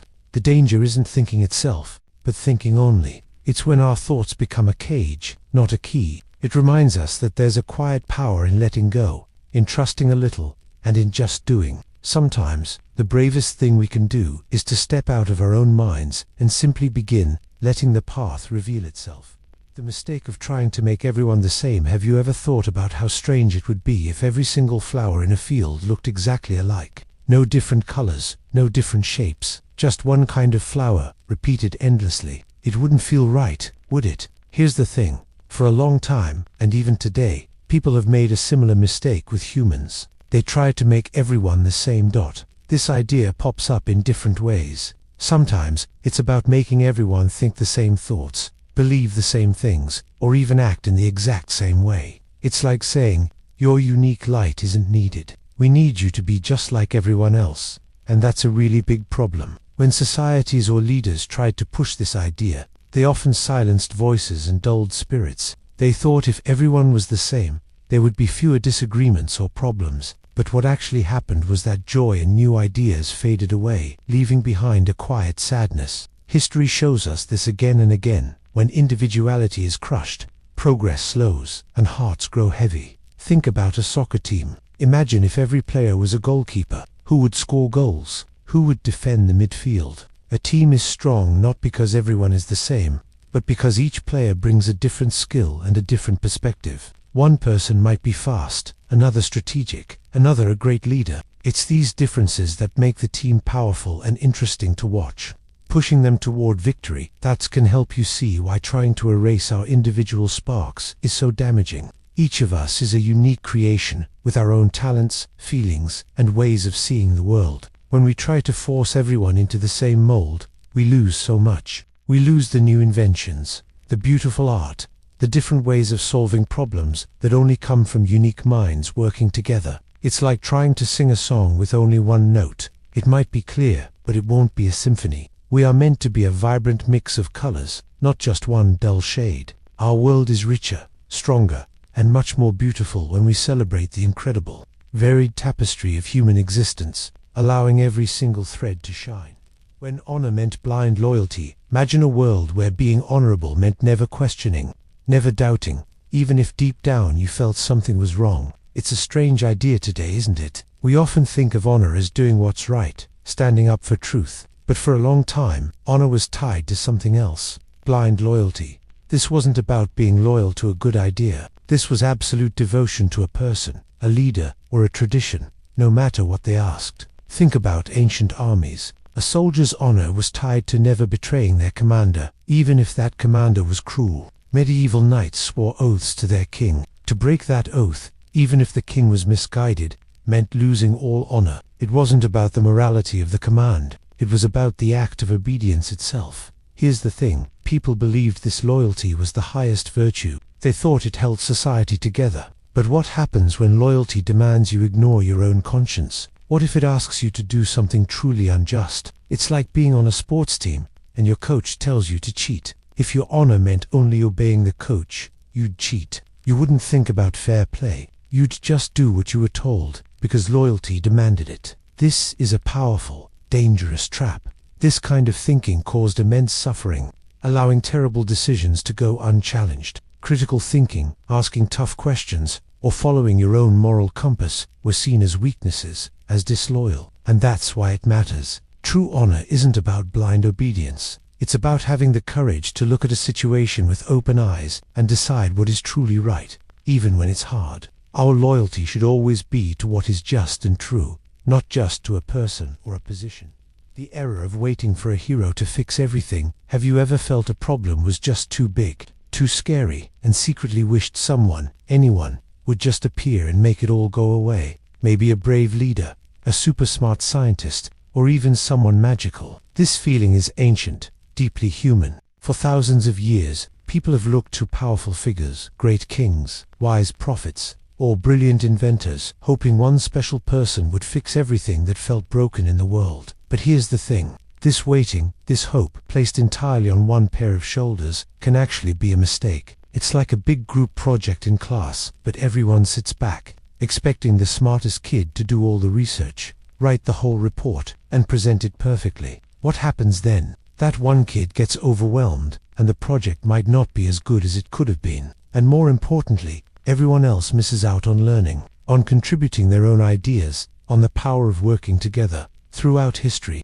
when societies have faced huge challenges, a terrible illness, unfair rules, or the ruin of their land, the biggest changes didn't always come from a single hero. Often, they came from many ordinary people, doing small, brave things, day after day. Think of movements for civil rights or environmental protection. No single person fixed those issues alone. It took countless voices, countless hands, moving forward together. So this era isn't about heroes being bad. Heroes can inspire us, absolutely, but the mistake is believing that only a hero can solve things, and that we ourselves don't have a part to play. It's the silent choice to wait, rather than to act. Maybe the real heroes aren't just one person, but all of us, when we decide to stand up, speak out, and lend a hand, each in our own way. It's about finding the power within ourselves, and within our communities, to make the changes we wish to see. Thinking progress was automatic. Have you ever hoped that good things would just happen, that problems would solve themselves, and the world would simply get better, all on its own? This quiet hope, this deep belief, is actually a big philosophical error that changed how people thought for a long time. It's the idea that progress, especially for humans and our societies, is automatic. Many years ago, especially after amazing new inventions like electric lights or connected trains, people felt a powerful sense of optimism. It seemed like human smarts would just keep making life better, smoothly. They started to believe our knowledge, technology, and even how we treated each other would naturally improve, like a tree growing taller. They imagined a perfect future, evolving simply because that's what progress did. But here's the thing, progress doesn't work like that. It's not a river flowing steadily to the ocean. Think about learning a new skill, like playing an instrument or a sport. You don't magically get good. You practice, fail, try again. You put in the effort. If you stop practicing, your skill fades. It requires focused work, patience, and a desire to improve. It's the same for society. Our world, our communities, our understanding of justice, they don't just fix themselves. And that's why it matters. This era made people less watchful, less willing to challenge wrongs, assuming things would just sort themselves out. They forgot every step forward, every bit of fairness, every new kindness has to be chosen. It must be built, defended, and nurtured, day by day. Progress is not a destiny. It is a difficult, beautiful choice we make, together, with our hands and our hearts. It's a constant tending, a shared responsibility to make the world a little brighter. It asks for our active love, not just our silent expectation. The belief that art had to be useful. You ever looked at a painting, or listened to music, and just felt something beautiful, or sad, or hopeful? Maybe you didn't even know why you felt that way, or what the art was for. For a long time, many people made a mistake. They thought art had to be useful. This meant they believed art needed a clear job. A painting should teach a lesson, a statue honor a king. For centuries, this idea was very strong. Art was often a tool. It helped people record history, tell stories, or build grand buildings. It served a practical purpose, like a hammer building a house. And yes, some art can be useful. But here's the thing. Imagine a world where all art had to have a practical use. What if every drawing showed instructions? What if every song taught a math problem? It would take away so much wonder, wouldn't it? Think about watching a beautiful sunset. No one says a sunset is useful like a cell phone. It doesn't cook dinner or give directions, but it can make you feel peaceful, amazed. It fills you with feeling, just by existing. That's what art can do. That's era. Thinking art must be useful almost stopped pure creativity. It was like putting a cage around something meant to fly. When people understood art could exist for beauty, for feeling, for sparking imagination, it was like a breath of fresh air. It let artists express things without a practical purpose, but with deep truth and emotion. And that's why it matters. It reminds us not everything important needs a job. Sometimes, beauty and feeling are purpose enough, teaching us about being truly human. When justice meant revenge, have you ever felt that burning, hollow feeling when someone truly wrongs you? Maybe they hurt a friend, or broke something precious that belonged to you. What's your first thought, deep down? For many, for a long time, that first thought wasn't about fairness or talking it out. It was about getting even. This is a big idea we need to think about. For most of human history, justice wasn't what we think of today, with courts and lawyers. It was often a direct, powerful demand for revenge. It was a time when the saying, "an eye for an eye," wasn't just a phrase. It was how things actually worked. If someone caused you pain, you had a right to cause them similar pain back. Think about it like this. If one family hurt another in an ancient village, the second family felt obligated to hurt the first in return. It wasn't about trying to understand why it happened or making amends. It was about evening the score. It was about balancing the hurt with more hurt, believing that this would make things right. But here's the thing, it rarely did. Imagine you're playing a game, and someone cheats you. You feel that hot rush of anger. Your first instinct might be to cheat them back, or maybe even to push them. That immediate urge to make them feel what you felt.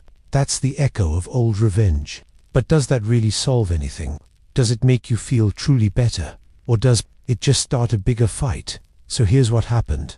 This old idea of justice, of just hurting back, often led to endless cycles of violence. A fight became a feud became a war. Because if I take an eye for an eye, then you might feel you need to take an eye back. It's like throwing a pebble into a calm pond. The ripples just keep spreading outwards, touching everyone. This way of thinking brought a cold comfort, maybe, but never true peace. It was an error that trapped people in endless loops of pain, and that's why it matters. Civilizations slowly learned that real justice has to be something more than just hurting back. It's about finding a way to truly heal, to stop the ripples, and to try and make things better for everyone, not just for the one who got even.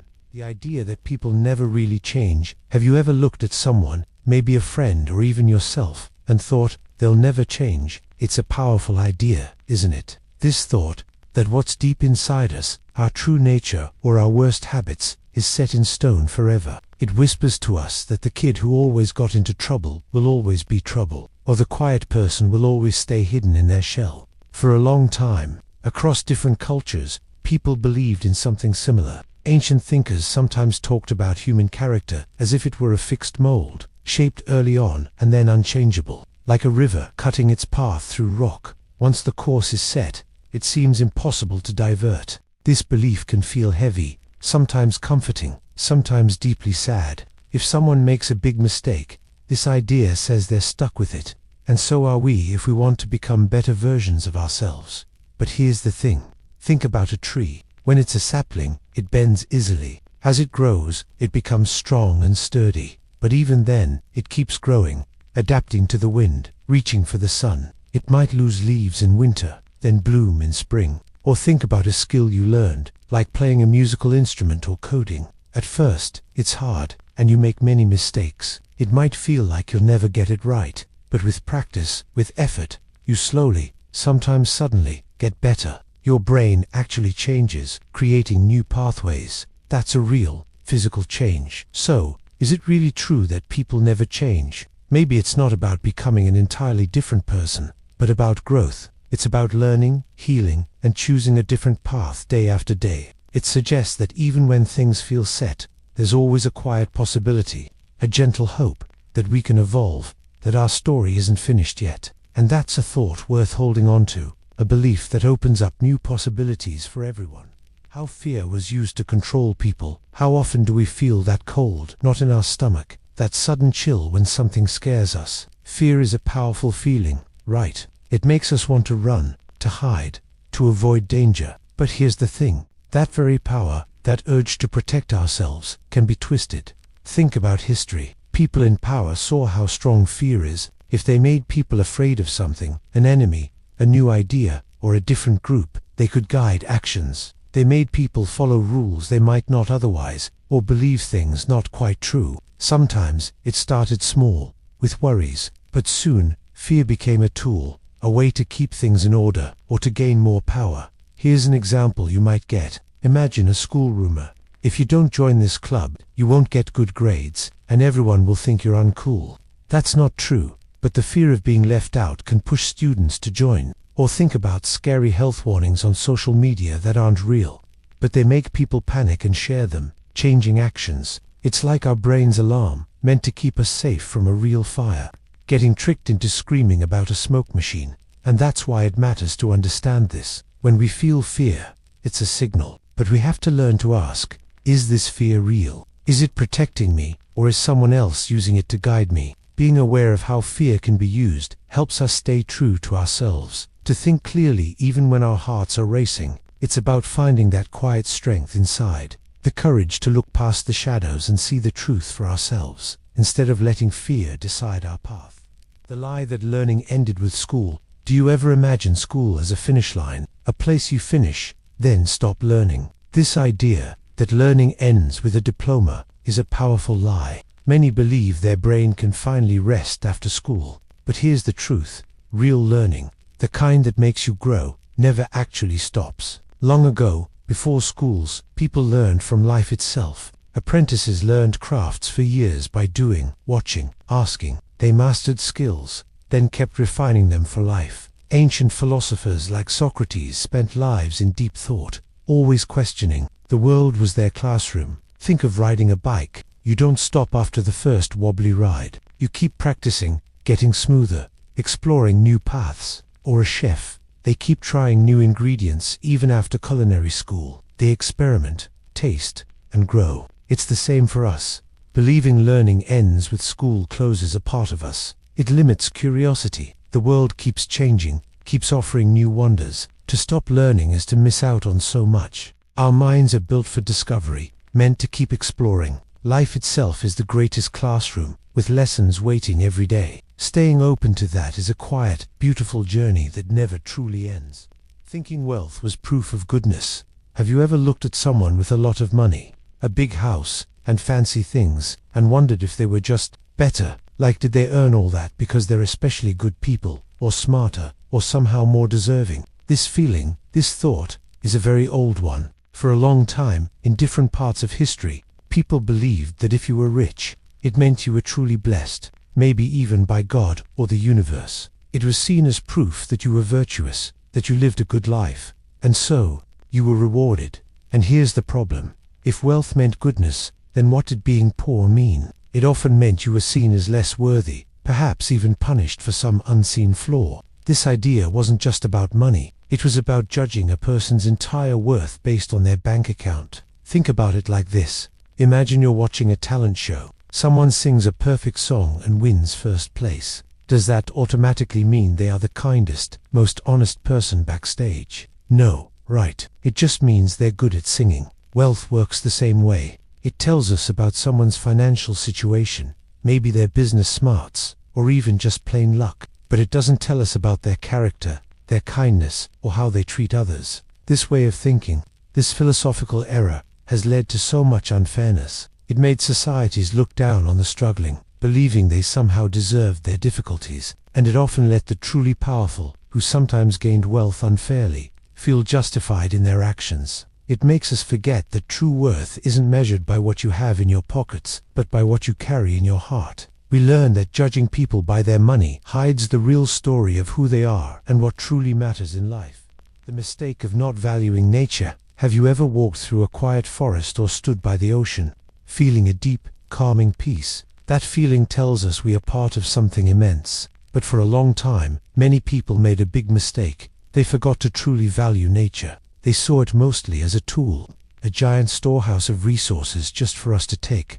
This way of thinking became common a few hundred years ago. With new machines and cities, it felt like humans were separate from the natural world. We began to see forests as just timber, rivers as places to dump waste, and land as property. Our focus became what nature could give us, not what it is or what it teaches about life. Here's the thing, when you only see a forest as wood, you miss the quiet life humming inside. You miss how roots hold soil, stopping floods, and the clean air. It's like looking at your home and only seeing the bricks, forgetting the warmth and memories within. You might build something better, but you lose something truly priceless. This error, this quiet forgetting, has led to huge problems for our planet. We've harmed the very systems that keep us alive, the air, water, soil. When we ignore nature, we lose a part of ourselves. We miss out on wonder, on connection, on the deep understanding that we are all woven into life's fabric. So, here's what happened. We built amazing things, but sometimes we broke beautiful, essential things.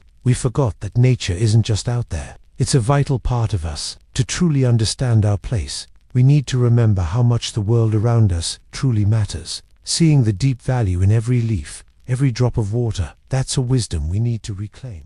When power only served itself, have you ever felt like someone in charge wasn't really thinking about you? Maybe a group leader who just wanted things their way. It's a feeling that goes way back, and it's called power serving itself.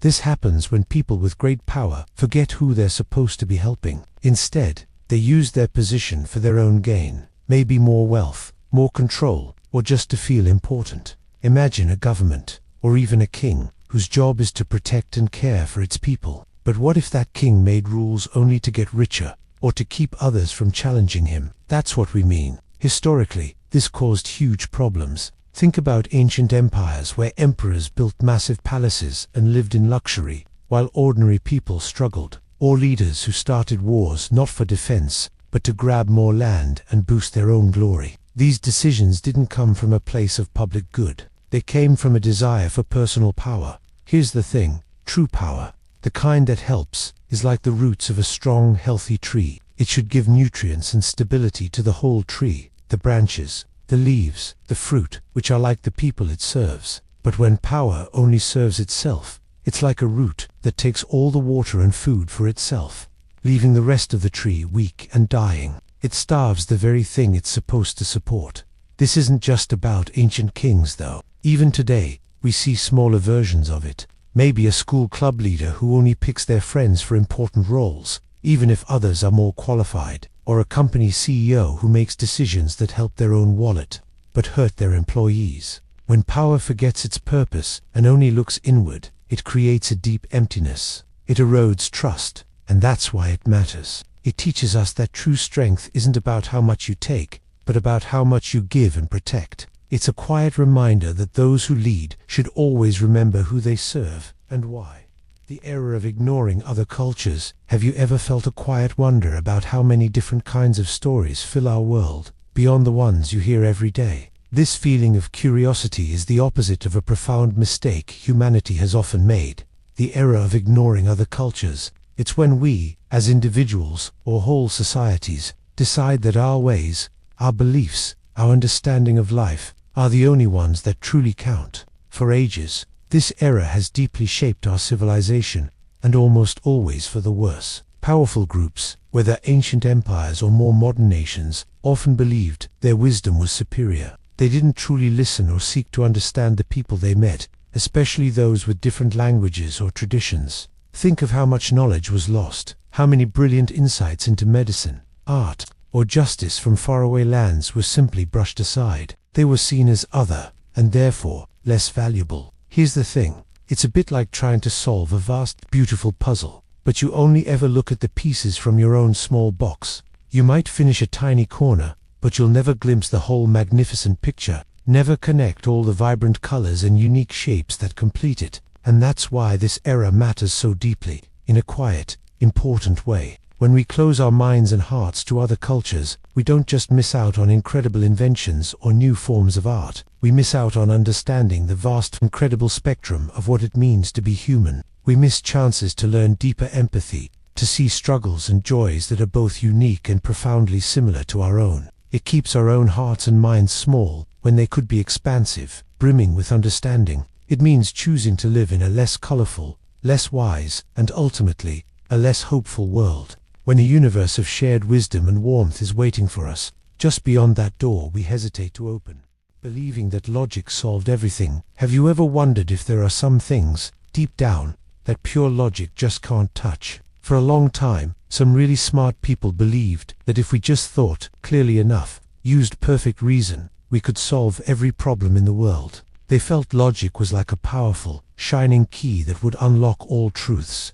From how the stars move to how societies should be built, it was a beautiful idea, full of hope, that thinking hard and smart could fix everything that was broken in our lives and in civilization. This way of thinking, called the Enlightenment, was amazing in many ways. It helped us understand science, build better laws, and challenged old, unfair ideas. But here's the thing, while logic is a brilliant tool, it's not the only tool we have. People started to believe it was the only thing that mattered, pushing aside feelings, instincts, and even things that just felt right, even if they couldn't be perfectly proven. They forgot that humans aren't just walking brains, we're also hearts, spirits, and messy, wonderful collections of emotions. Think about trying to explain why your favorite song makes you feel a certain way. You can logically break down the notes, the rhythm, the lyrics, but can logic explain the shiver you get, the memories it brings back, or the deep, happy ache in your chest? No, that part isn't logical. It's deeply human.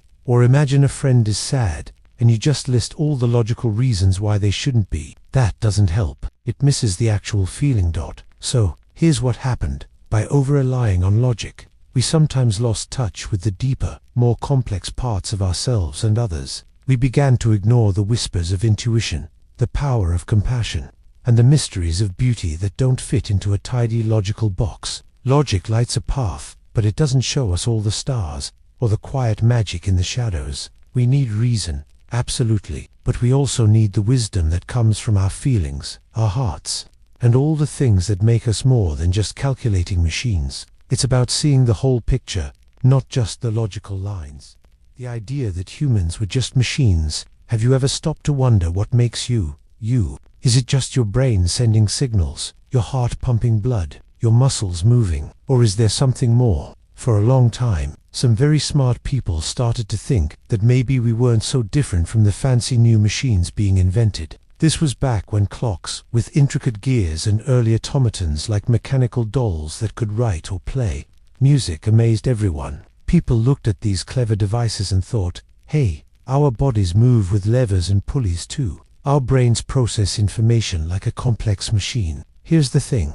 This idea suggested that all our feelings, our dreams, our creativity, our very souls, could just be a result of tiny mechanical parts working together. Imagine your favorite video game character. It moves, it reacts, it even seems to have emotions sometimes. But we know it's just code and programming, right? This old philosophical idea was like saying we are just much more complicated versions of that game character. Every tear you cry, every laugh you share, every deep thought you have, just the gears turning. And that's why it matters. If we're just machines, then where does free will fit in? Do we truly make choices, or are we just following a program? This thought can feel a bit cold, can't it? It strips away some of the wonder, some of the magic of being alive. It makes you wonder if your hopes and fears are just electrical impulses without a deeper meaning. But here's what I found. While our bodies are indeed amazing biological machines, that doesn't mean we are just machines. Maybe the most beautiful part of us is the mystery that remains, the spark that feels like more than just moving parts. It's what makes us feel, create, and connect. That feeling, that inner world, is harder to put a finger on than any gear or circuit. Why, asking why, was often punished. Have you ever wondered why? Sometimes, just being curious feels a little bit risky, like when you ask too many questions and grown-ups get quiet or annoyed. For a very long time, asking why wasn't just annoying, it was a serious problem. Imagine a world where beliefs, often involving gods, powerful rulers, or old traditions, were decided long ago. People held onto them for order and safety. To question them felt like shaking the ground everyone stood on, like saying, maybe everything we know is wrong. This made leaders, and even the crowd, very uncomfortable. Think about ancient societies. If a priest said the sun was a god, or a king claimed his power came from heaven, asking why is that true wasn't a simple question. It directly challenged authority. People who dared to think differently often faced harsh consequences, exile, silence, or worse. The goal was to keep everyone believing the same thing, to maintain control. New ideas were scary. They could disrupt peace, even if that peace was built on shaky ground. It's kind of like being in a class where everyone always did a project one way. Then you suggest a new method. Some might get excited, but others, used to the old way, might get defensive. But we've always done it this way. They might say, your question, even about making things better, can feel like criticizing the whole system. It takes real courage to ask, is there another way? So, while asking why seems natural now, this simple act of curiosity has a deep, sometimes painful, history. It reminds us that every time we dare to look closer, to question what's handed down, we are stepping onto a path brave souls walked before us, and in doing so, we help move the world forward, often towards a truer understanding. The danger of following orders without thinking. Have you ever done something just because someone told you to, without stopping to think if it was right? Maybe a friend dared you, or an instruction felt a little off, but you went along. Here's the thing. History shows this kind of blind obedience can lead to big problems, even terrible situations. Think about it. We're taught to listen to authority. Parents, teachers, police. That's usually good. It helps us live together. But what happens when an order is wrong, unfair, or harmful? That's where the real danger lies. When we stop using our own judgment, we give away a part of ourselves. We lose our way, unsure if our choices are truly our own. Some of the darkest times in history happened because many people simply followed orders. They didn't ask questions. They didn't speak up. They put their own sense of right and wrong on hold. This shows how ordinary people can do terrible things by just going along with what they are told. Imagine you're on a group project. Someone suggests using ideas from online without credit. Everyone else agrees. If you just go along, even if your gut tells you it's wrong, you're following orders without thinking. You're giving up your own idea of what's fair and honest, just to fit in or avoid trouble. So, here's what really matters. Always keep your inner voice awake. Ask questions. Speak up when something doesn't feel right. This isn't about being rude. It's about owning your choices, understanding what your actions mean, and standing strong in what you believe is good and true. Your own conscience is the most important guide, even when others try to tell you what to do. When goodness was only about rules, not heart. Have you ever wondered if there's a difference between just following the rules and actually being good? For a long, long time, civilization made a big mistake here. People thought that being good meant simply ticking boxes. You followed the laws, you obeyed traditions, you did what you were told. It wasn't about why you did it, or how you felt inside. It was just about the outward action, like a robot programmed to do certain things. Think about it. Imagine a world where people felt they were good because they never stole, never lied, never broke a single rule. But deep down, they didn't care about others. They didn't feel empathy for someone hurting. They didn't act out of kindness, but out of fear of punishment, or just because that's the rule. This way of thinking missed something huge: the heart. Some ancient societies, and even certain moments in history, built their whole idea of right and wrong on this strict, rule-based thinking. Laws were often very detailed, telling people exactly what to do and what not to do. And that's useful, of course, because rules keep society from falling apart. But here's the thing: when the rules become everything, and the feeling behind them becomes nothing, that's where the error creeps in. It's like having a school policy that says, always return library books on time. A student might always do that, never getting a late fee. But what if they see a classmate struggling with a project, and that classmate desperately needs that very book for one more day? If the rule follower just returns it without a second thought, because rules are rules, they're missing the deeper goodness. They're missing compassion. This idea that goodness is just about a checklist kept people from truly connecting. It led to a colder world, where legal correctness sometimes trumped human kindness. And that's why it matters. Because true goodness, real goodness, isn't just about what you do. It's about how your heart guides those actions. It's about feeling, about caring, about choosing kindness even when the rule book doesn't specifically demand it. It's about understanding the spirit of goodness, not just the letter of the law. The lie that suffering makes you stronger. Have you ever heard someone say that suffering makes you stronger, or that you just need to tough it out to really grow? It's a common idea, one we often see in movies and hear from grown-ups. It sounds like a powerful lesson, right? Like struggle is always a good thing, a secret ingredient for strength. But here's the thing, that's not always true. This idea, that pain alone builds us up, is one of those big philosophical errors we need to look at. Sometimes, suffering just hurts. It can wear you down, leave scars, and make it harder to trust, harder to feel hopeful. When pain is too much, too long, or too sudden, it doesn't automatically create strength. Instead, it can break things. It can stop growth, not cause it. For a long time, people believed in this idea. Ancient philosophers often talked about facing hardships to build character. Many religions have stories of saints who endured immense pain and became more pure, more wise. It made sense in a world where suffering was unavoidable. They thought that if you pushed through it, you'd emerge a better person.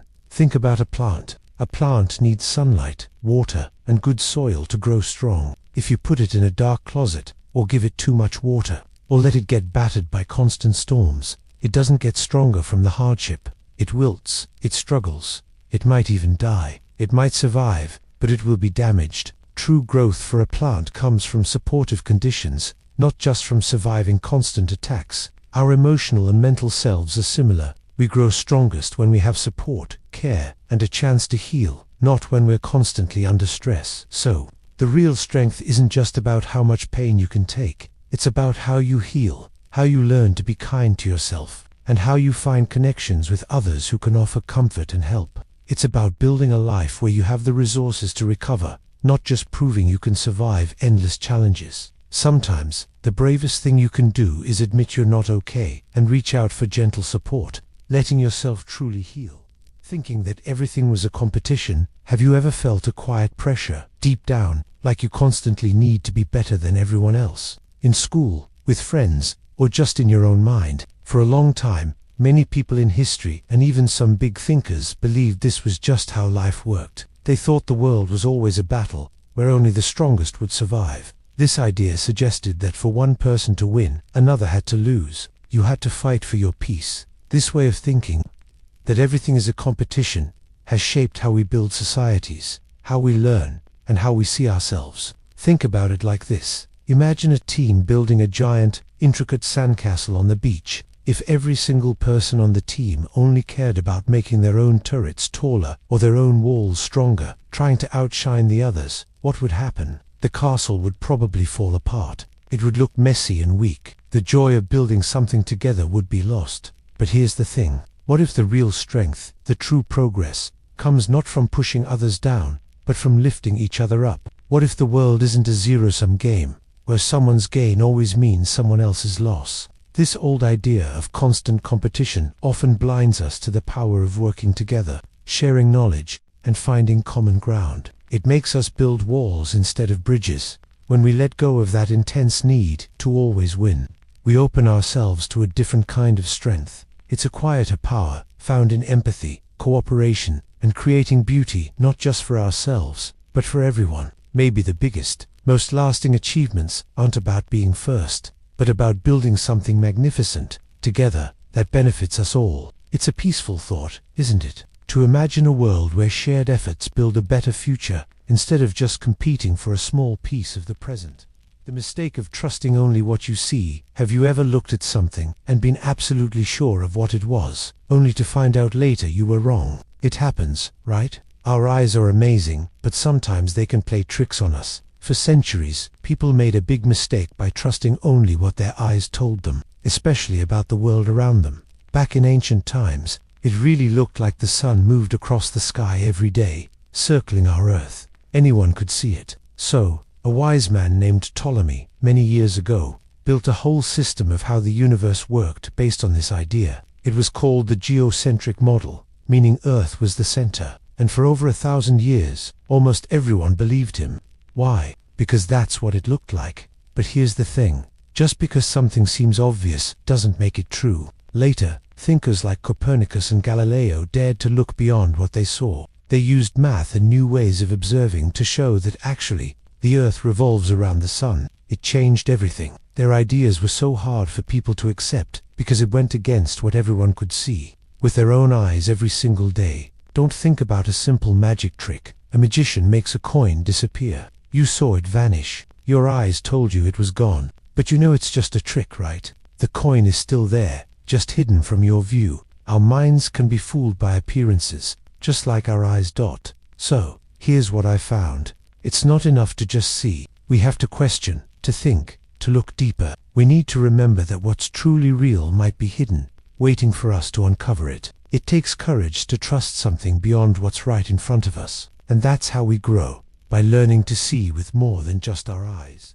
When heroes were never allowed to be wrong, have you ever thought about how hard it is to admit when someone you really admire makes a mistake? It's like, once they're a hero in your mind, they can do no wrong. For a long time, in history, it was even harder. People often believed that great leaders, wise thinkers, or even figures in old stories were perfect. Their ideas were seen as absolute truth, like laws of nature. And here's the thing, when we put someone on such a high pedestal, we make it almost impossible to question them. We don't see their flaws. We might even ignore evidence that shows they messed up. This isn't just about disrespect, it's about holding back progress. If we can't look clearly at mistakes, we can't learn from them. Think about how ancient societies sometimes viewed their rulers or holy people. Their words were law, their wisdom unquestionable. Or imagine early scientists. Someone like Ptolemy, a brilliant ancient astronomer, believed the Earth was the center of the universe. This was the accepted truth for over 1,400 years. His followers, honoring his genius, held on to this idea very tightly. It was a massive philosophical error, but because a respected figure proposed it, it became incredibly hard to challenge. This can help you understand it better. Imagine you have a favorite basketball player. They're amazing, a legend. One day, they say something that sounds a bit unfair, or they make a decision on the court that clearly isn't smart. Your first reaction might be to defend them, right? To say, oh, they must have meant something else, or it was just a bad day. We want our heroes to stay perfect, but sometimes, even heroes make bad calls, and that's why it matters. Real wisdom often comes from being brave enough to look at everyone, even the most brilliant people, as human. It means accepting that even great minds can be wrong. This allows us to move forward, to build new knowledge, and to truly understand the world without the heavy shadow of old, unquestioned errors. It helps us grow. The error of not planning for the future. Have you ever thought about what tomorrow will bring? Not in a fortune-telling way, but just that today's choices shape what happens next. So often, we get caught up in the now. We only see what's right in front of us. This way of thinking, not planning for the future, has quietly changed the world in powerful, sometimes heartbreaking ways.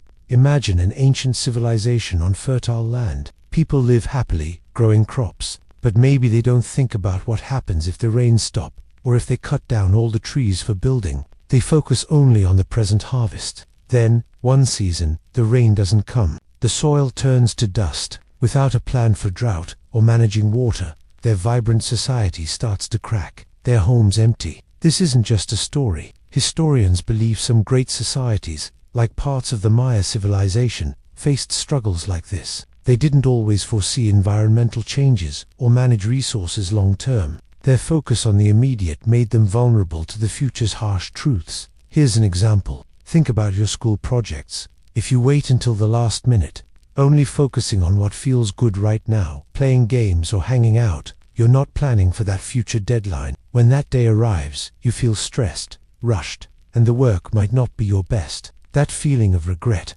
that's what happens when we don't look ahead.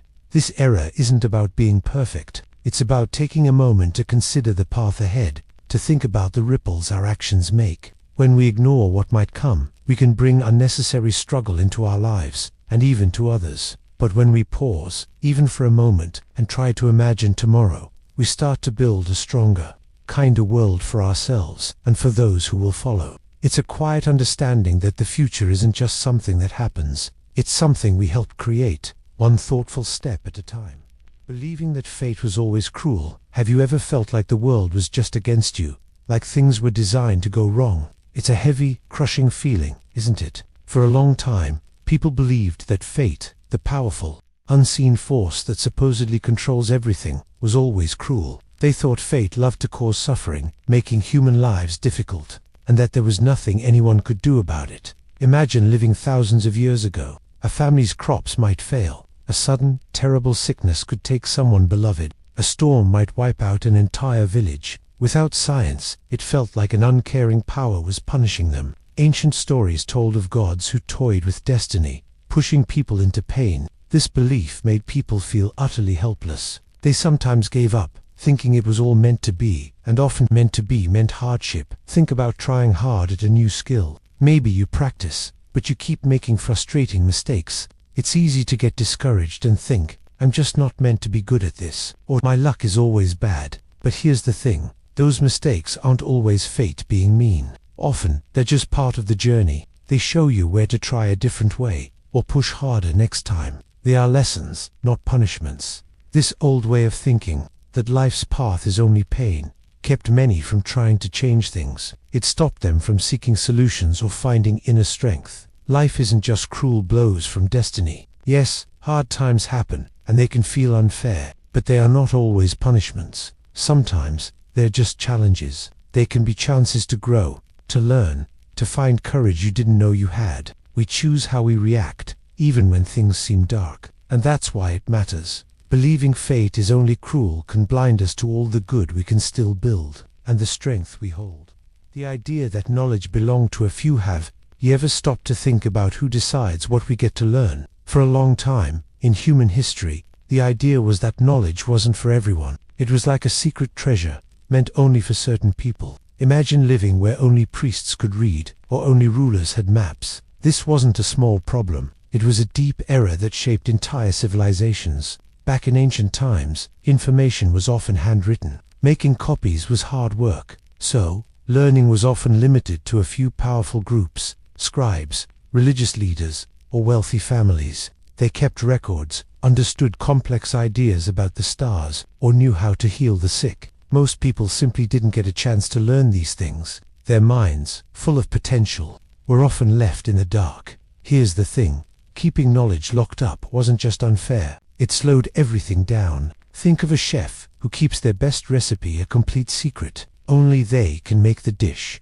If they share it, many more can enjoy it, and maybe even improve it. That's a bit like knowledge. When only a few held the keys, new ideas didn't spread, and solutions to big problems came very slowly. People couldn't question things or come up with new ways of thinking. It took hundreds of years, and the invention of the printing press, to really start changing this. Books could be made faster and cheaper. More people could learn to read, and more ideas could spread. Think about that quiet shift, from a world where only a select few had light, to one where the light could begin to reach everyone. And that's why it matters today. We have so much knowledge at our fingertips. It's a gift, and a responsibility, to keep that light shining for all. How being different became a threat. Have you ever wondered why we sometimes feel uneasy around people who are just different? Maybe they talk differently, like different things, or see the world in a way you don't expect. It's a feeling almost as old as humanity itself. For a long, long time, one of our biggest errors was believing that different automatically meant dangerous. Imagine early humans, huddled together in small tribes. Their survival depended on everyone being pretty much the same. Same rules, same hunting methods, same warnings about danger. If someone acted too differently, or a stranger appeared, it meant uncertainty. And in a world full of real threats, uncertainty felt like a threat too. So, a powerful idea took root. Those who were not like us could harm us. This ancient fear followed us through history. It showed up when people with different religions were persecuted. It appeared when scientists with new ideas were mocked or silenced. Here's the thing. Instead of seeing unique perspectives as a chance to grow, we often saw them as a challenge to our own way of life. It's like when a new student joins your class. They might have a cool hobby, or a funny way of saying things. For a moment, some might feel a bit wary, just because it's new. But then, you get to know them, and you realize their differences can make the group more interesting, more creative. But too often, that first moment of wariness never changed. We held on to that old fear, building walls of suspicion between people, between nations, between ways of thinking. We lost out on so much understanding, so many brilliant ideas, simply because we shut down anything that didn't fit our mold. And that's why it matters. This philosophical error, this fear of difference, has caused so much pain and stopped so much progress. We forget that the world is richer, not weaker, because of all the different shades it holds. The lie that life was just about work. Have you ever wondered if there's more to life than just getting things done? It can feel like we're always running, from school to homework, chores to practice. Often we're told our worth comes from how much we achieve, how busy we are. For a long time, humanity started believing this deeply, that our main purpose, our very reason for existing, was to work. This wasn't always the case. Ancient cultures often valued leisure. Thinking, reflection, and art were noble. But then came times when societies changed. Think about the Industrial Revolution. When factories popped up, the idea took hold that productivity was everything. If you weren't producing, you weren't contributing. This wasn't just about earning money. It became about defining who you were. It whispered that your value as a person was tied directly to your output, like a machine's. But here's the thing. A tree doesn't just produce fruit. It also stands tall, offers shade, and provides a home for birds. Its existence is valuable in itself, not just for what it creates. Imagine if a musician only practiced scales and never played a song from the heart, or if a painter only mixed colors. Life, like music or art, needs moments of creation, yes, but also moments of silence, of simply being. It needs time to breathe, to connect, to wonder. This lie told us to forget our inner worlds,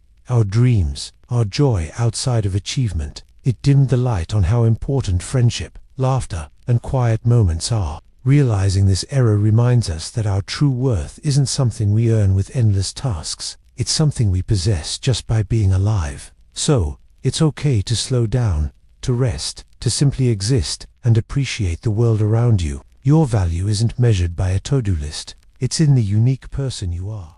Thinking we were separate from the earth, have you ever looked out a window at a forest, or a field, or even just the sky, and felt like you were watching a movie, like the trees and the clouds were out there, and you were safely in here? For a long, long time, many of us started to think that way about our planet. We began to believe we were somehow apart from the earth itself, not really a part of its living, breathing systems. Here's the thing.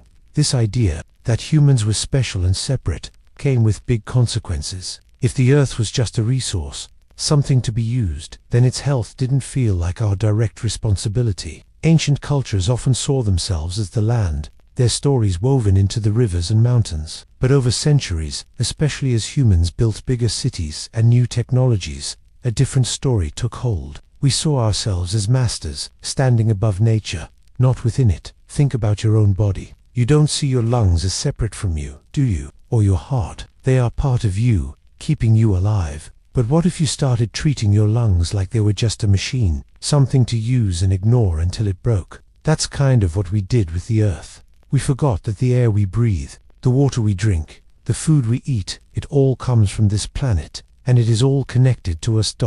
When we polluted a river, we weren't just polluting the river, we were polluting a part of our larger body, the one that gives us life. And here's what happened. Slowly, the signs started showing. The air felt heavier, the weather grew wilder, the plants struggled. Because when you hurt one part of a connected system, every other part feels it too. It's a quiet, deep sadness to realize we made such a mistake. But here's what I found. It's also a chance to remember, to look at a tree and know that the same life force that flows through its leaves also moves within us. We are not just on the earth, we are the earth, in a very real and beautiful way. And understanding that can change everything. It can help us heal, not just the planet, but ourselves too. We just need to remember our place, gently, thoughtfully, as part of this grand, living whole. The mistake of believing in perfect leaders. Have you ever looked up to someone so much, someone you admired, believing they held all the answers? It's a comforting thought, isn't it? To imagine a perfect leader, someone who sees everything clearly, makes no errors, and always knows the right path. But this belief, that anyone can be flawlessly good or perfectly wise, is a deep mistake humanity has made again and again. For centuries, people placed kings, emperors, or great thinkers on towering pedestals. Their words were law, their decisions often unquestioned. But history shows a different truth. Even those whose names echo through time, who built empires or inspired movements, were deeply human. They made brilliant choices, yes, but also ones that caused pain, division, or ruin. Their shining moments were often shadowed by human weaknesses, sometimes hidden, sometimes painfully obvious. Think about a favorite movie director or a sports star you really admire. You see their incredible talent, the amazing things they achieve. It feels like magic. But then, sometimes, you hear about a mistake they made, or a choice that wasn't so great. That feeling of disappointment, it's a quiet reminder, no matter how much light someone shines, they carry shadows too, just like all of us. No human can escape being human. Understanding this isn't about being cynical or losing hope. It's about seeing the world more clearly, more kindly. When we accept that everyone, even those we admire most, is a mix of strengths and weaknesses, we learn something profound. We stop searching for a perfect savior. Instead, we appreciate the real, flawed efforts of everyone. It encourages us to find the good, to learn from mistakes, and to build a better path together. True progress comes from many imperfect hands, working towards a shared dream, not from one faultless guide. When compassion was seen as weak, have you ever felt like showing you really care, deeply, might make you look less tough? For a long time, in history, Many people believed compassion feeling for others' pain was a weakness. It was seen as soft, not strong, like a chink in your armor, a vulnerability. They thought true strength meant being tough, not letting emotions show, especially not kindness or pity. Think about ancient societies. The Spartans, for instance, their whole world was built on strength, discipline, and war. Emotions, especially tenderness, were often pushed down because they might hesitate a fighter. Or consider the Roman Empire, where gladiators fought for entertainment. A crowd's call for mercy wasn't always given. The idea was, if you were truly strong, you didn't need to feel for the unlucky or defeated. Some thinkers even argued emotions clouded judgment. A truly rational person, they felt, wouldn't let pity guide their actions, as it might lead to imperfect decisions. It's like playing a competitive team sport. If you stopped to help an opponent who tripped, your own team might get upset. They could see that kindness as distracting, as a weakness that makes you lose focus. Or a coach avoiding showing sadness, thinking it makes them look less in control, less powerful. But here's the thing. Over time, we've learned true strength isn't just toughness. It's also the courage to feel, connect, and understand others. Real leadership often comes from deep empathy, not just commanding. When we show compassion, we're not losing strength. We're finding a deeper, more resilient power. A power that builds trust and connection, not just conquers. It teaches us that caring doesn't make you fragile. It makes you human, and sometimes that's the strongest thing you can be. The error of fighting over words, not ideas. Have you ever argued with someone, only to realize later you both basically believed the same thing? It happens more often than you think. Sometimes, our biggest fights aren't about different ideas at all. They're just about the words we choose to describe those ideas. Here's the thing. Words are powerful, but they're just tools. They carry meaning, yes, but the true treasure is the meaning itself, the actual idea. When we get stuck on the words, we can miss the core message. It's like arguing over whether to call a dog a canine when you both love the same furry friend. The idea hasn't changed. This isn't a new problem. Think about history. Many ancient philosophers spent years debating concepts that, from a distance, seem incredibly similar. They used different languages, different traditions. Often, arguments came down to slightly different ways of saying the same fundamental truth. Even in big historical conflicts, the real disagreement was sometimes hidden in specific terms. People lost their lives, not because their deepest beliefs clashed, but because they couldn't agree on how to talk about them. Imagine you're working on a school project with a group. One person says, "We need to collaborate more." Another says, "We should really combine our efforts." A third says, "Let's all work together." They might start arguing about whose wording is better, or if collaborate means something different from combine efforts. But deep down, everyone wants the same thing, for the group to share work and finish the project. The idea of teamwork is agreed upon, but the words create a fuss. It's a strange human habit, isn't it, to get so caught up in the wrapping paper that we forget the gift inside. So, maybe the next time you feel a disagreement brewing, take a breath. Ask yourself, are we truly fighting about different ideas, or just different ways of saying the same thing? Seeking the shared idea, the common ground, can melt away so many pointless arguments. It helps us connect, not divide. That's why it matters. Believing that history was always right. Have you ever stopped to wonder if the stories we tell ourselves about the past are always completely true? We read history books, and we learn about heroes and villains, battles and discoveries. And for a long time, people just accepted these tales as solid, unchanging facts. It was a common, silent agreement. What was written was right. This belief, that history was a flawless record, was a powerful mistake that shaped civilizations. Here's the thing.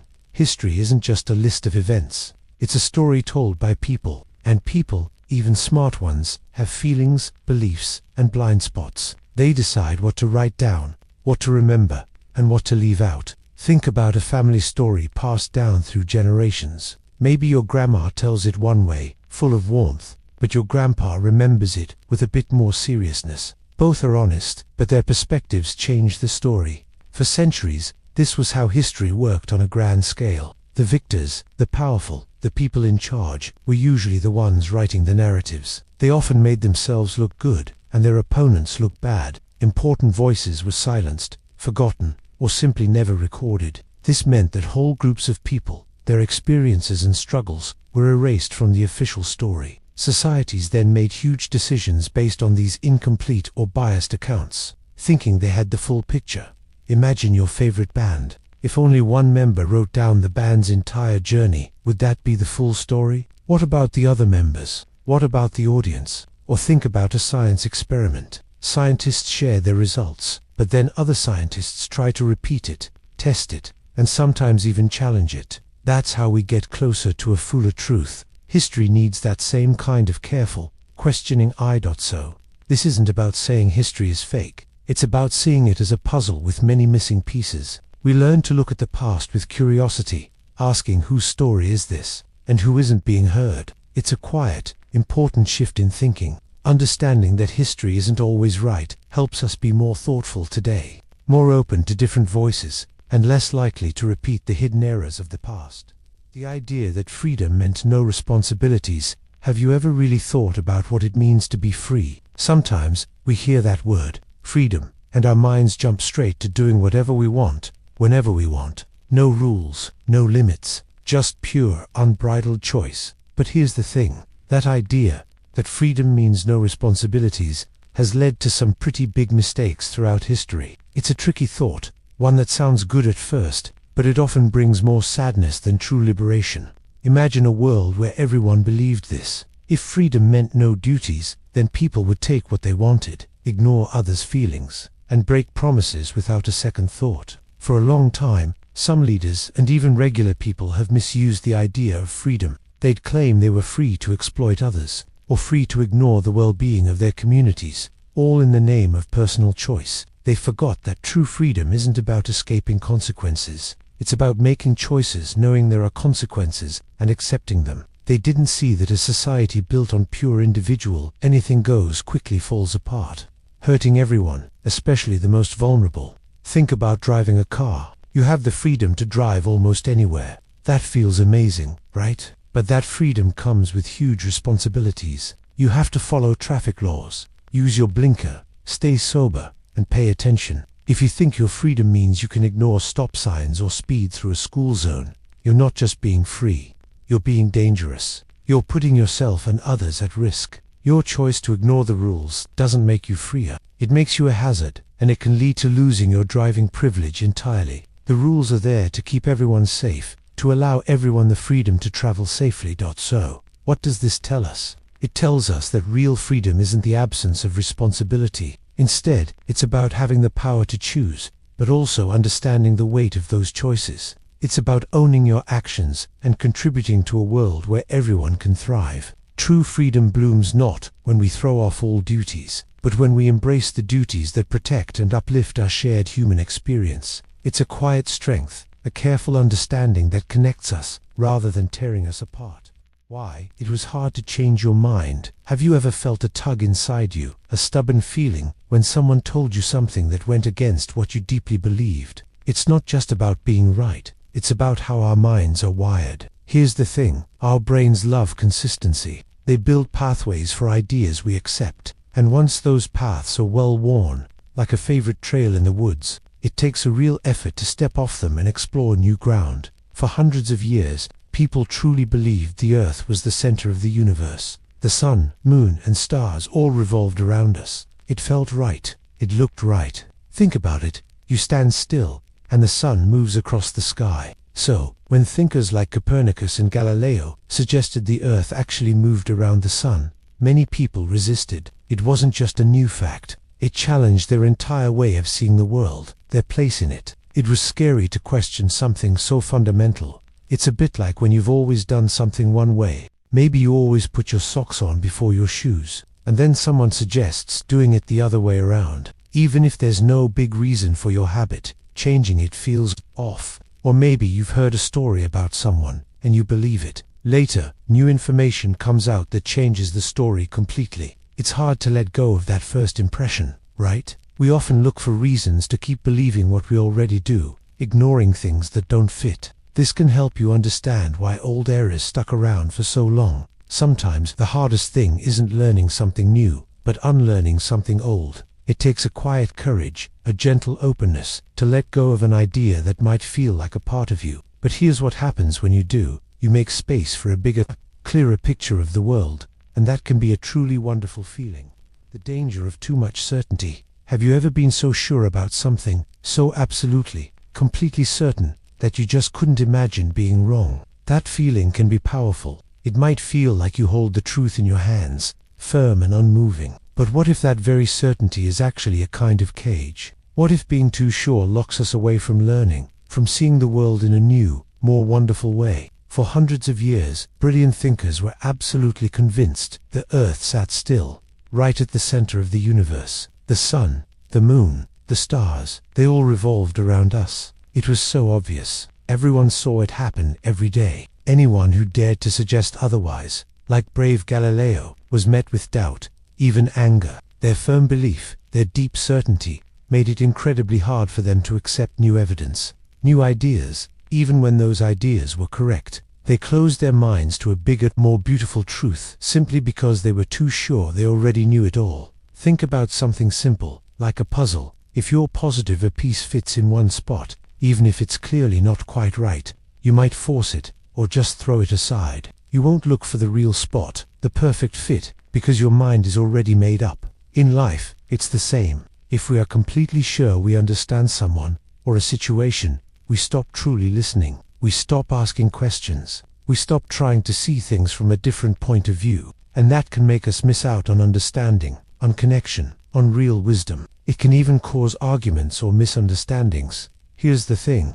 Real strength isn't in always knowing. It's in the courage to admit when you might not know. It's in the quiet wonder of an open mind, ready to learn something new, even if it challenges everything you thought you understood. Staying curious, always questioning, always open to being surprised. That's how we truly grow. That's how we keep the doors to discovery, to kindness, to a deeper, richer understanding of our world wide open. Because the universe is much too vast and mysterious for any one person to be absolutely certain about everything. And that's a beautiful thought.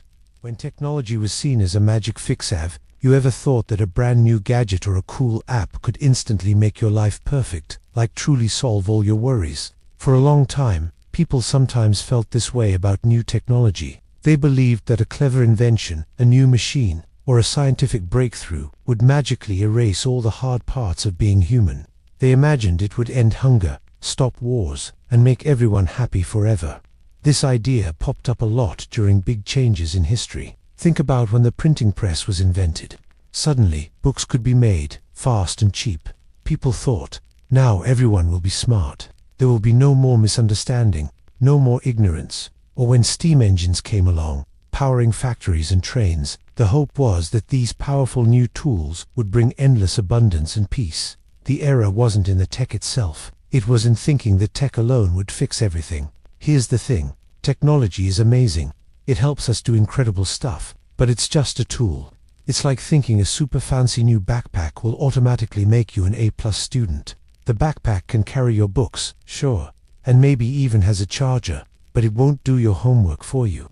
It won't teach you how to think. You still have to do the learning, the studying, the effort. So, the big mistake wasn't in creating great things. It was in giving these things too much power in our minds.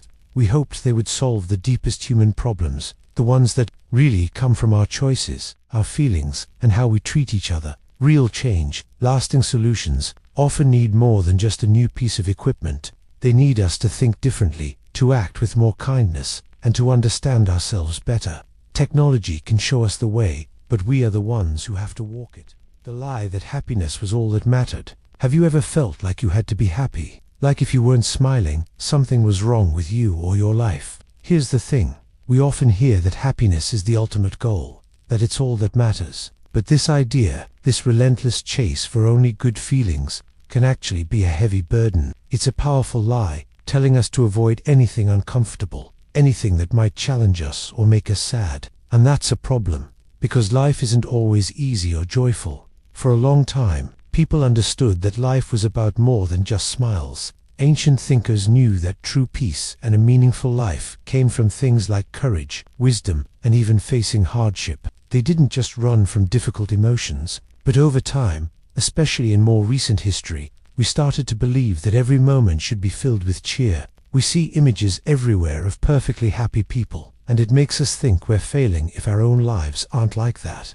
This can make us feel alone when we struggle. Think about learning a new skill, like playing a challenging song on an instrument or mastering a tough sport. When you're practicing, it's not always fun. Your fingers might hurt, you'll make mistakes, and you might even feel frustrated. You probably aren't happy in those exact moments, but if you keep going, if you push through that discomfort, something amazing happens. You learn, you grow, and then, when you finally play that song or make that perfect shot, the feeling you get is deeper than just happiness. It's pride, it's accomplishment, it's knowing you earned something truly worthwhile. So, here's what I found. Maybe true living isn't about avoiding sadness or pain, but learning to walk through them. Maybe our deepest growth happens when things are hard. It's in those moments that we build strength, learn compassion, and discover what truly matters to us. This can help you understand that a life full of meaning isn't always a life full of constant happiness, but a life rich in all human experiences,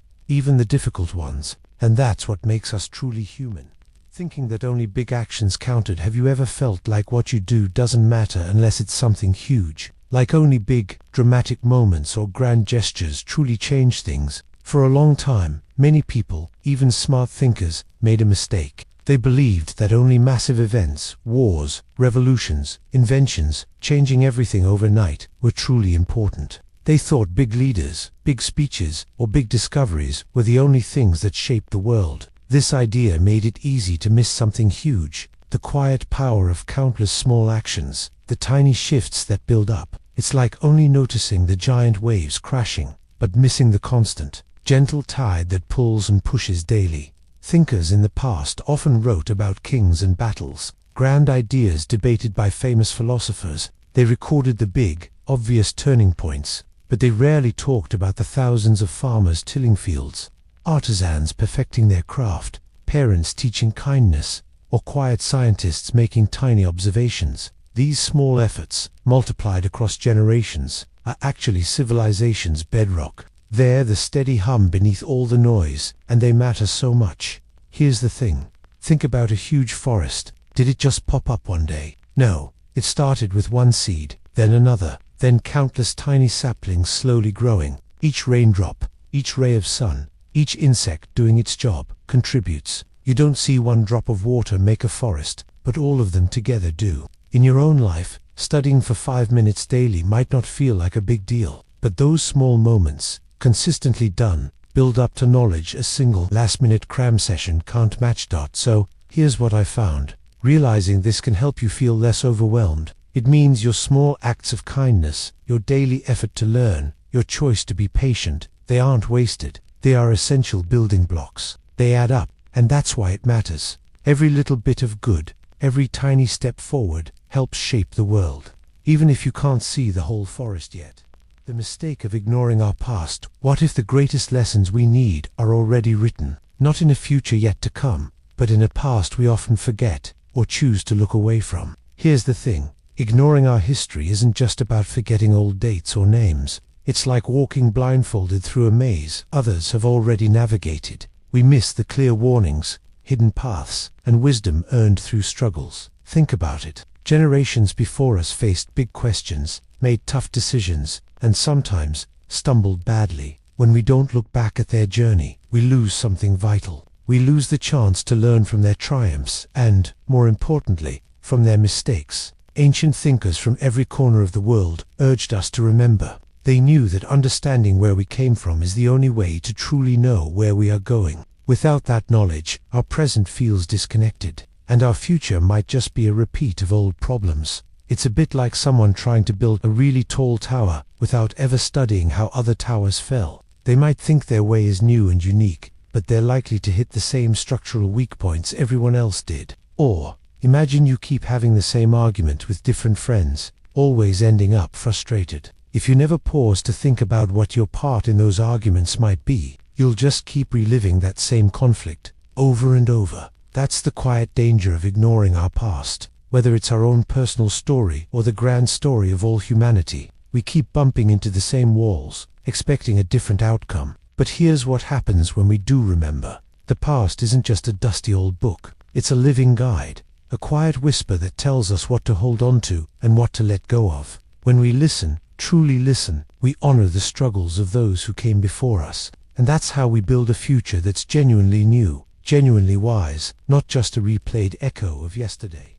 When education was only for the rich, have you ever stopped to think about how amazing it is that you can learn right now, just by showing up? Imagine a time, not so long ago, when most kids your age wouldn't be sitting in a classroom, holding a book, or even knowing how to read. Here's the thing, for thousands of years, education was like a hidden treasure, guarded by the very wealthy. Only the richest families could afford tutors or send their children to schools. Everyone else, they worked, they toiled in fields, learned trades from their parents, or served others. Their minds, filled with potential, often went unexplored.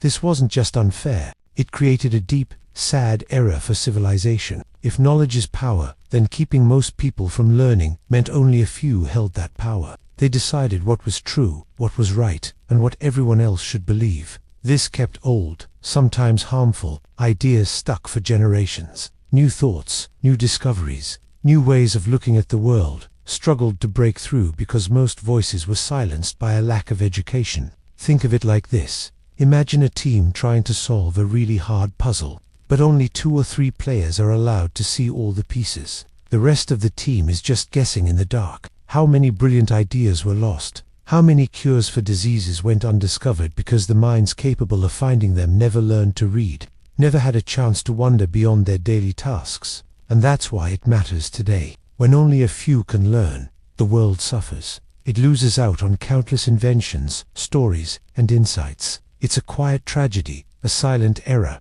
locking away potential. Today, we are so lucky that learning is a right, not a luxury. It means every single person has a chance to contribute, to question, and to build a better understanding of the world. For all of us, the era of believing in pure races. Have you ever wondered what truly makes you, you? Not just your personality, but your family's story, the places your ancestors came from. For a long time, some people believed in pure races. They thought certain groups were completely separate, never mixing for thousands of years. This imagined clear lines between people. But here's the thing, human history isn't like that. This idea of pure races is a profound error, one that caused immense pain and sadness. People used it to claim one group was better, to justify unfair treatment, or even terrible violence. It fed into the darkest parts of our past, building walls where bridges should have been, simply because of how someone looked. This created division and led to suffering.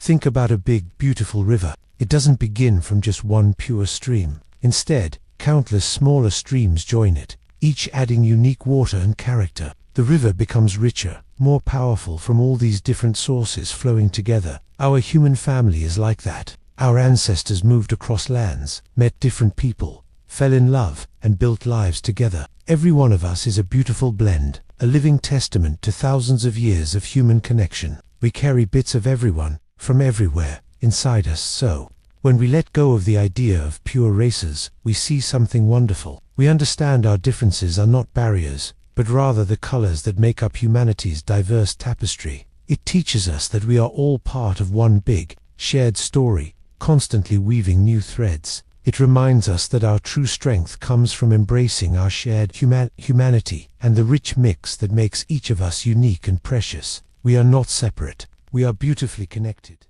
Believing that God willed all wars. Have you ever wondered about the deepest reasons for wars? Those terrible times when people fight. For centuries, a powerful idea shaped how people saw conflict. They believed that God, or a higher power, actually willed these wars to happen. It wasn't just human armies clashing, it was seen as part of a divine plan. It's a heavy thought, isn't it, to think such immense suffering was commanded from above. Here's the thing, this belief changed everything. If God truly wanted a war, who were humans to argue? It often made it easier for leaders to send soldiers into battle. They told them they were on a holy mission. This idea took away the awful weight of human choice and responsibility. It shifted blame from kings or common people, placing it on something unseen. Think of groups in history, like during the Crusades. People truly believed they fought for God's will, even when their actions brought much pain and destruction. Imagine you're playing a big game at school, and things get heated. Someone pushes another player, breaking a rule. If that person then said, well, the game made me push them, you wouldn't buy it, right? The game set the stage, but the player still chose to push. In the same way, saying God willed the war tries to make humans less responsible for their anger, greed, or hunger for power. It makes it seem like we have no control over violence, and that's why it matters. This belief can make us feel helpless. If wars are just God's will, what can we do to stop them? It means we might not try as hard to talk, to understand, or to make peace. But here's what I found. Realizing wars are human creations, born from our choices, mistakes and prejudices, also means peace can be a human creation. It tells us we have the power to choose kindness, seek understanding, and build a world where fighting isn't the only answer. That choice is ours. The idea that everyone should be happy all the time. Have you ever felt like you have to be happy? Like, all the time? It's almost like a rule these days, isn't it? Everywhere you look, people are smiling in pictures, sharing only their best moments. And then you might feel bad if you're not feeling that way. But here's the thing. This idea that we should always be happy can actually make us feel worse. It's a deep misunderstanding about what it means to be human. Think about it. Our feelings are like the weather. Some days are sunny and bright, full of warmth. Other days are cloudy, maybe rainy, or even stormy. Each type of weather has its own important part to play in nature. A constant sunny day would dry everything out. Nothing would grow. Ancient thinkers, people like the old Greek philosophers, understood this. They knew that life brought joy, but also sorrow, struggle, and peace. They didn't see sadness as a mistake, but as a part of the journey. They believed that truly understanding life meant feeling all of it. Imagine a really great movie or book. Would it be interesting if the main character was just happy all the time? No challenges, no sad moments, no doubts? Probably not. The story would be boring. It's the tough parts, the times when the hero faces a problem or feels lost, that make the happy ending feel so much more meaningful. Those difficult feelings give depth to the story, and to us so. Here's what I found. Expecting constant happiness is like expecting only sunny days. It's not how the world works, and it's not how our hearts work. Sadness, frustration, even anger, these aren't signs that something is wrong with you. Instead, they can be like signals, telling you what matters, what needs to change, or what you need to learn. Allowing ourselves to feel all our emotions, the good and the tough, helps us grow. Just like rain helps plants grow, it helps us understand ourselves and the world more deeply, making the times we are truly happy feel even richer. It's okay to just be, to feel whatever comes.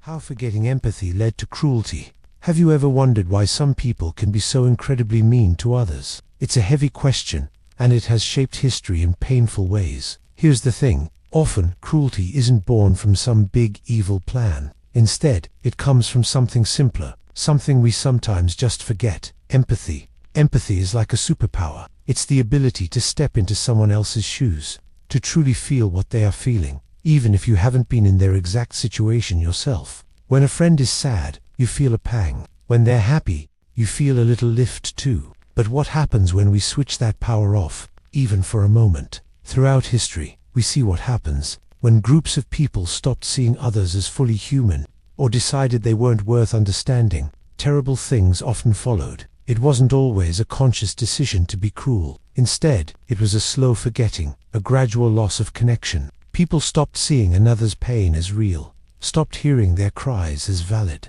It became easier to hurt someone when you couldn't connect with their hurt, when you forgot they felt it just like you would. Think about it like this. Imagine you're playing a video game, hitting a character on screen. You don't feel their pain because they're just pixels, not real. Now, imagine that character became a real person, right in front of you, looking at you with real tears. Would you still hit them? Probably not. That switch from game character to real, feeling person is what turning empathy back on feels like. In our own lives, when we tease someone or say something thoughtless, it's often because for a moment, we've forgotten what it feels like to be on the receiving end. We've temporarily lost that human connection. The philosophical error here isn't a complex puzzle. It's a simple, repeated human failure. The failure to remember that every person feels, hopes, and hurts just like you do. So, the real lesson isn't just about avoiding cruelty. It's about actively choosing to remember our shared humanity. It's about turning that superpower of empathy on every single day,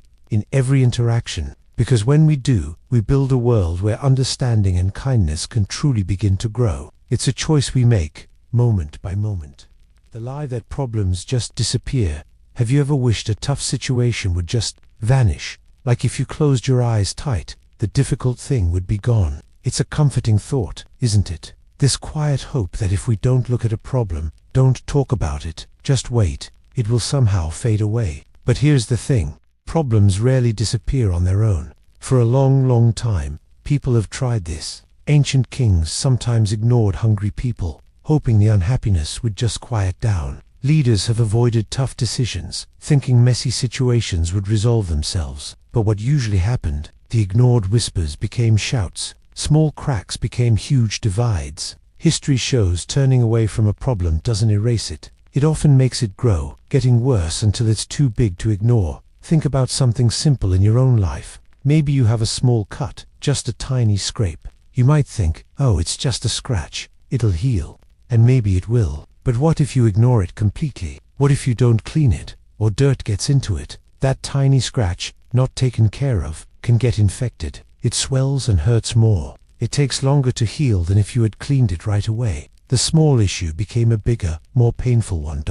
It's the same with bigger challenges. A misunderstanding with a friend, or feeling overwhelmed by homework. Ignoring these things doesn't make them less real. It just gives them time to get stronger, to dig deeper roots. True strength isn't hoping things disappear. It's in the quiet courage to look at what's difficult, to clean that small cut, to have that honest conversation. There's a deep, quiet peace that comes from facing things, even when it feels hard. Knowing you're not just waiting for them to magically fix themselves, but taking a quiet step forward to make things better. And that's a truth worth holding on to. Thinking that money could buy everything important. Have you ever stopped to wonder if money can truly buy everything important? We see ads telling us money can solve all our problems. But here's the thing. For a long time, people made a big mistake. They believed money could buy happiness, respect, even true love. It's an easy trap. Money can get you a nice house, cool gadgets, and fun trips. Those are good, but they're often just things, moments that pass. They don't always touch our deepest selves. Many wealthy people, through history, found their fortunes didn't fill an inner emptiness. Ancient philosophers, like Seneca, wrote real wealth wasn't in stuff, but a calm mind. Even then, kings with all their gold were still lonely or sad. Think about a best friend. Can you buy loyalty? Can you buy someone who will always stand by you? No money can make someone genuinely care. Or consider your unique talent, like drawing, music, or sports. You can pay for lessons, sure, but the passion, the inner drive, that special spark comes from within. It's developed through hard work and heart, not bought. So, this era isn't just about money. It's misunderstanding what truly enriches life. It's looking past shiny things to life's deeper parts. The most meaningful feelings, kindness, courage, real laughter, a beautiful sunset, a hug from family. These are priceless. They can't be bought. They are only given, shared, or deeply felt. Recognizing this helps us search for the real treasures, the ones money can never touch. The mistake of shutting down new ideas. Have you ever had a truly different idea? Something cool you were scared to share? Maybe you worried others would just laugh, or say it was impossible. Here's the thing. History often shows us this. People have brilliant, fresh ideas, but others shut them down. They don't listen. They close their minds. Think about Galileo. For a long time, people believed the earth sat still, with the sun and stars moving around us. It seemed obvious. Then, Galileo looked closer. He suggested the earth actually revolved around the sun. This was a huge, shocking idea. Many powerful people felt threatened. They thought it was crazy, even dangerous. Galileo was put on trial for his beliefs. They tried to silence him. Imagine if they had succeeded. We would still be stuck with an older, less true understanding of our universe, just because people wouldn't consider a new thought. Here's another example. For ages, doctors didn't know why people got sick. They didn't believe in tiny, invisible germs. When Louis Pasteur suggested these tiny things caused disease, many doctors laughed. Invisible creatures. Don't be silly, they said. But Pasteur kept exploring. His ideas, once mocked, led to big discoveries. Now, we wash our hands, we have vaccines, all because someone kept pushing a new idea. Even when others tried to shut it down, And that's the quiet sadness of ignoring new ideas. Every time we dismiss something new without thinking, we might miss out. We could be closing a door to an amazing invention, a solution to a big problem, or just a better way to understand our world. It takes courage to share a new idea, and even more to truly listen. But when we do, we make room for wonder, for progress, and for making life better. Let's try to keep our minds open, always.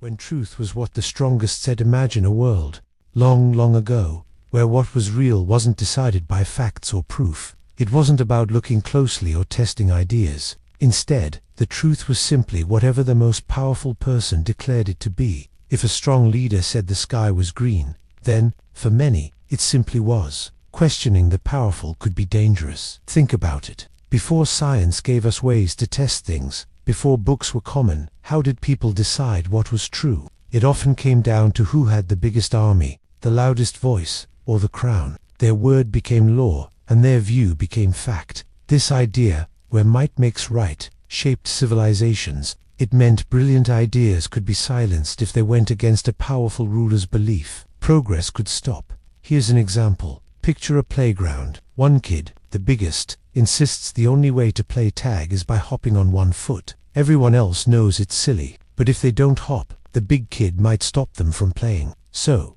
for a while, hopping becomes the truth of how to play tag, even if it's not fair. This shows how power can bend what we accept as real, even when our inner voice tells us something different. This way of thinking, where power decided truth, held back humanity for centuries. Fear often replaced curiosity. It reminds us why it's so important today to always seek evidence, to ask questions, and to protect the freedom to speak our minds. Real truth isn't owned by anyone. It's something we discover together, with open eyes and brave hearts.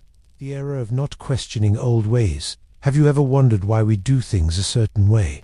Just because that's how it's always been done. It's a powerful pull. This idea of the past. Sometimes, we follow old paths without really asking if they still lead us where we need to go. This era of not questioning what's familiar has quietly shaped our world in profound ways. It can stop new ideas from ever even being born. For centuries, people believed the earth was flat. That was the old way of thinking. Few dared to question it openly. People even laughed at, or worse, punished those who suggested otherwise. But here's the thing, the world kept turning, round and round. It took brave minds, ones who looked at the stars and ships sailing over the horizon, to challenge that old idea. They did this even when it was scary. Or think about medicine. For ages, doctors used methods that actually made people sicker, like bloodletting. They believed it balanced the body. It was simply tradition, passed down for generations. It wasn't until people started asking hard questions, looking for evidence, that things truly changed for the better. Imagine your school has an old rule. Maybe everyone has to use a specific type of pen, even if other pens work better. No one remembers why the rule started. Maybe it made sense a long time ago, but now, it just causes small frustrations. Yet, everyone just keeps following it. Nobody asks, why? And that's the problem. That's quiet acceptance of old ways can feel safe. It's easier not to rock the boat. But history shows us that real growth, true understanding, often begins with a simple, brave question. Why? Or, is there another way? It's a whisper of curiosity that can echo through time, changing everything. This isn't about disrespecting the past. It's about remembering that the past is a starting point, not always the final answer. So, here's the thing. Always keep a little light of questioning inside you. It's how we find new truths, how we grow, and how we make the world a little clearer for everyone. Always moving forward. Believing that justice was always swift. Have you ever done something wrong, or seen someone else do something bad, and just wished for instant consequences? You know, like in a movie where the villain gets caught right after their evil deed. It's a powerful, deep human desire to believe that justice, that idea of things being made right, would always happen fast. We want to see fairness served immediately, like a quick clap of thunder after lightning.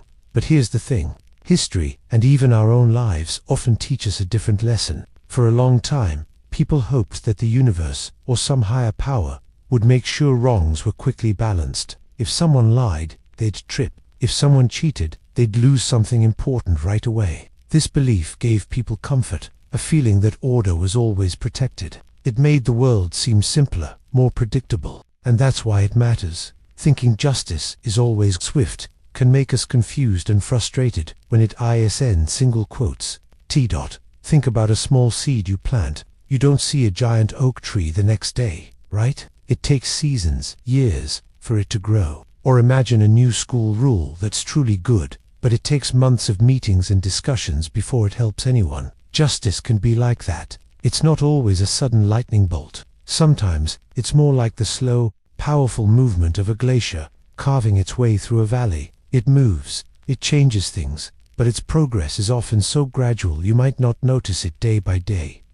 It can feel heavy, sometimes even unfair, when we see bad things happen and the scales don't tip back to balance right away. That feeling, that ache of waiting for things to be set right, is a part of what it means to be human. It teaches us patience, yes, but it also shows us how complicated the world really is. Justice isn't just about what happens quickly, it's also about the long journey towards making things truly fair, even when that journey is slow and often unseen. And that's a tough, but important truth to understand.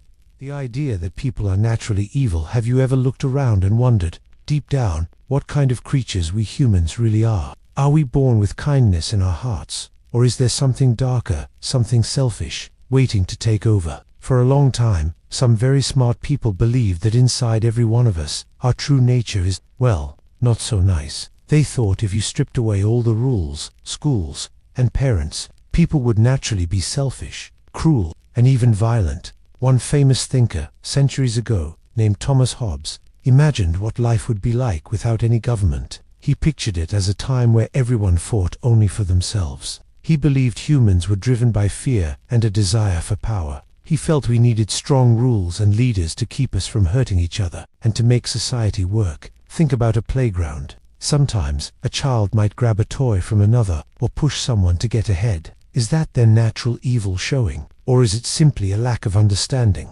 Or not yet learning how to share and care? When we see a tiny baby crying until it gets what it needs, we don't call it evil. We call it helpless. Babies learn to share, to comfort, to love. They learn from the world around them, from the people who raise them. But here's the thing. History also shows us incredible acts of bravery, kindness, and self-sacrifice. People risking everything for strangers. We see empathy, that feeling of truly understanding what someone else feels from a very young age. So, is our true nature fixed, either good or bad? Or is it more like a garden, where what grows depends on what we plant, what we water, and what we choose to nurture? Maybe we have the power to choose which seeds will blossom, and maybe that choice is what truly defines us, not some preset idea of who we are.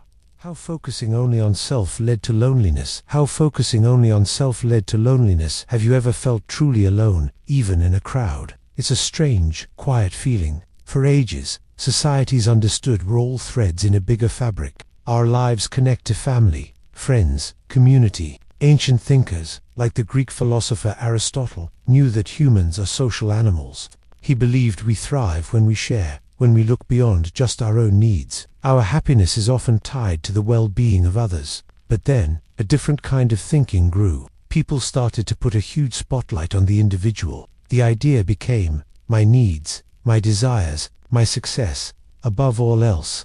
This sounds strong, like a path to power. But here's the thing. When everyone focuses only on their own light, the shared warmth of a community dies. We start seeing others not as friends, but as competition, or just tools to get what we want. Think about a sports team. If every player only cared about scoring goals themselves, ignoring passes, never cheering for teammates, what happens? The team falls apart. Everyone is isolated on the field, even in the same uniform. No one wins. When our world shrinks to just me, when we only think about ourselves, we push away the very connections that truly feed our souls. This isn't about blaming anyone. It's about understanding a mistake we made as a civilization. We thought complete independence was strength, but it often led to a deep, quiet emptiness inside. True strength comes from connection, from understanding we are parts of a whole, bigger than just ourselves. Our greatest joys come from giving, from sharing, from simply being there for someone.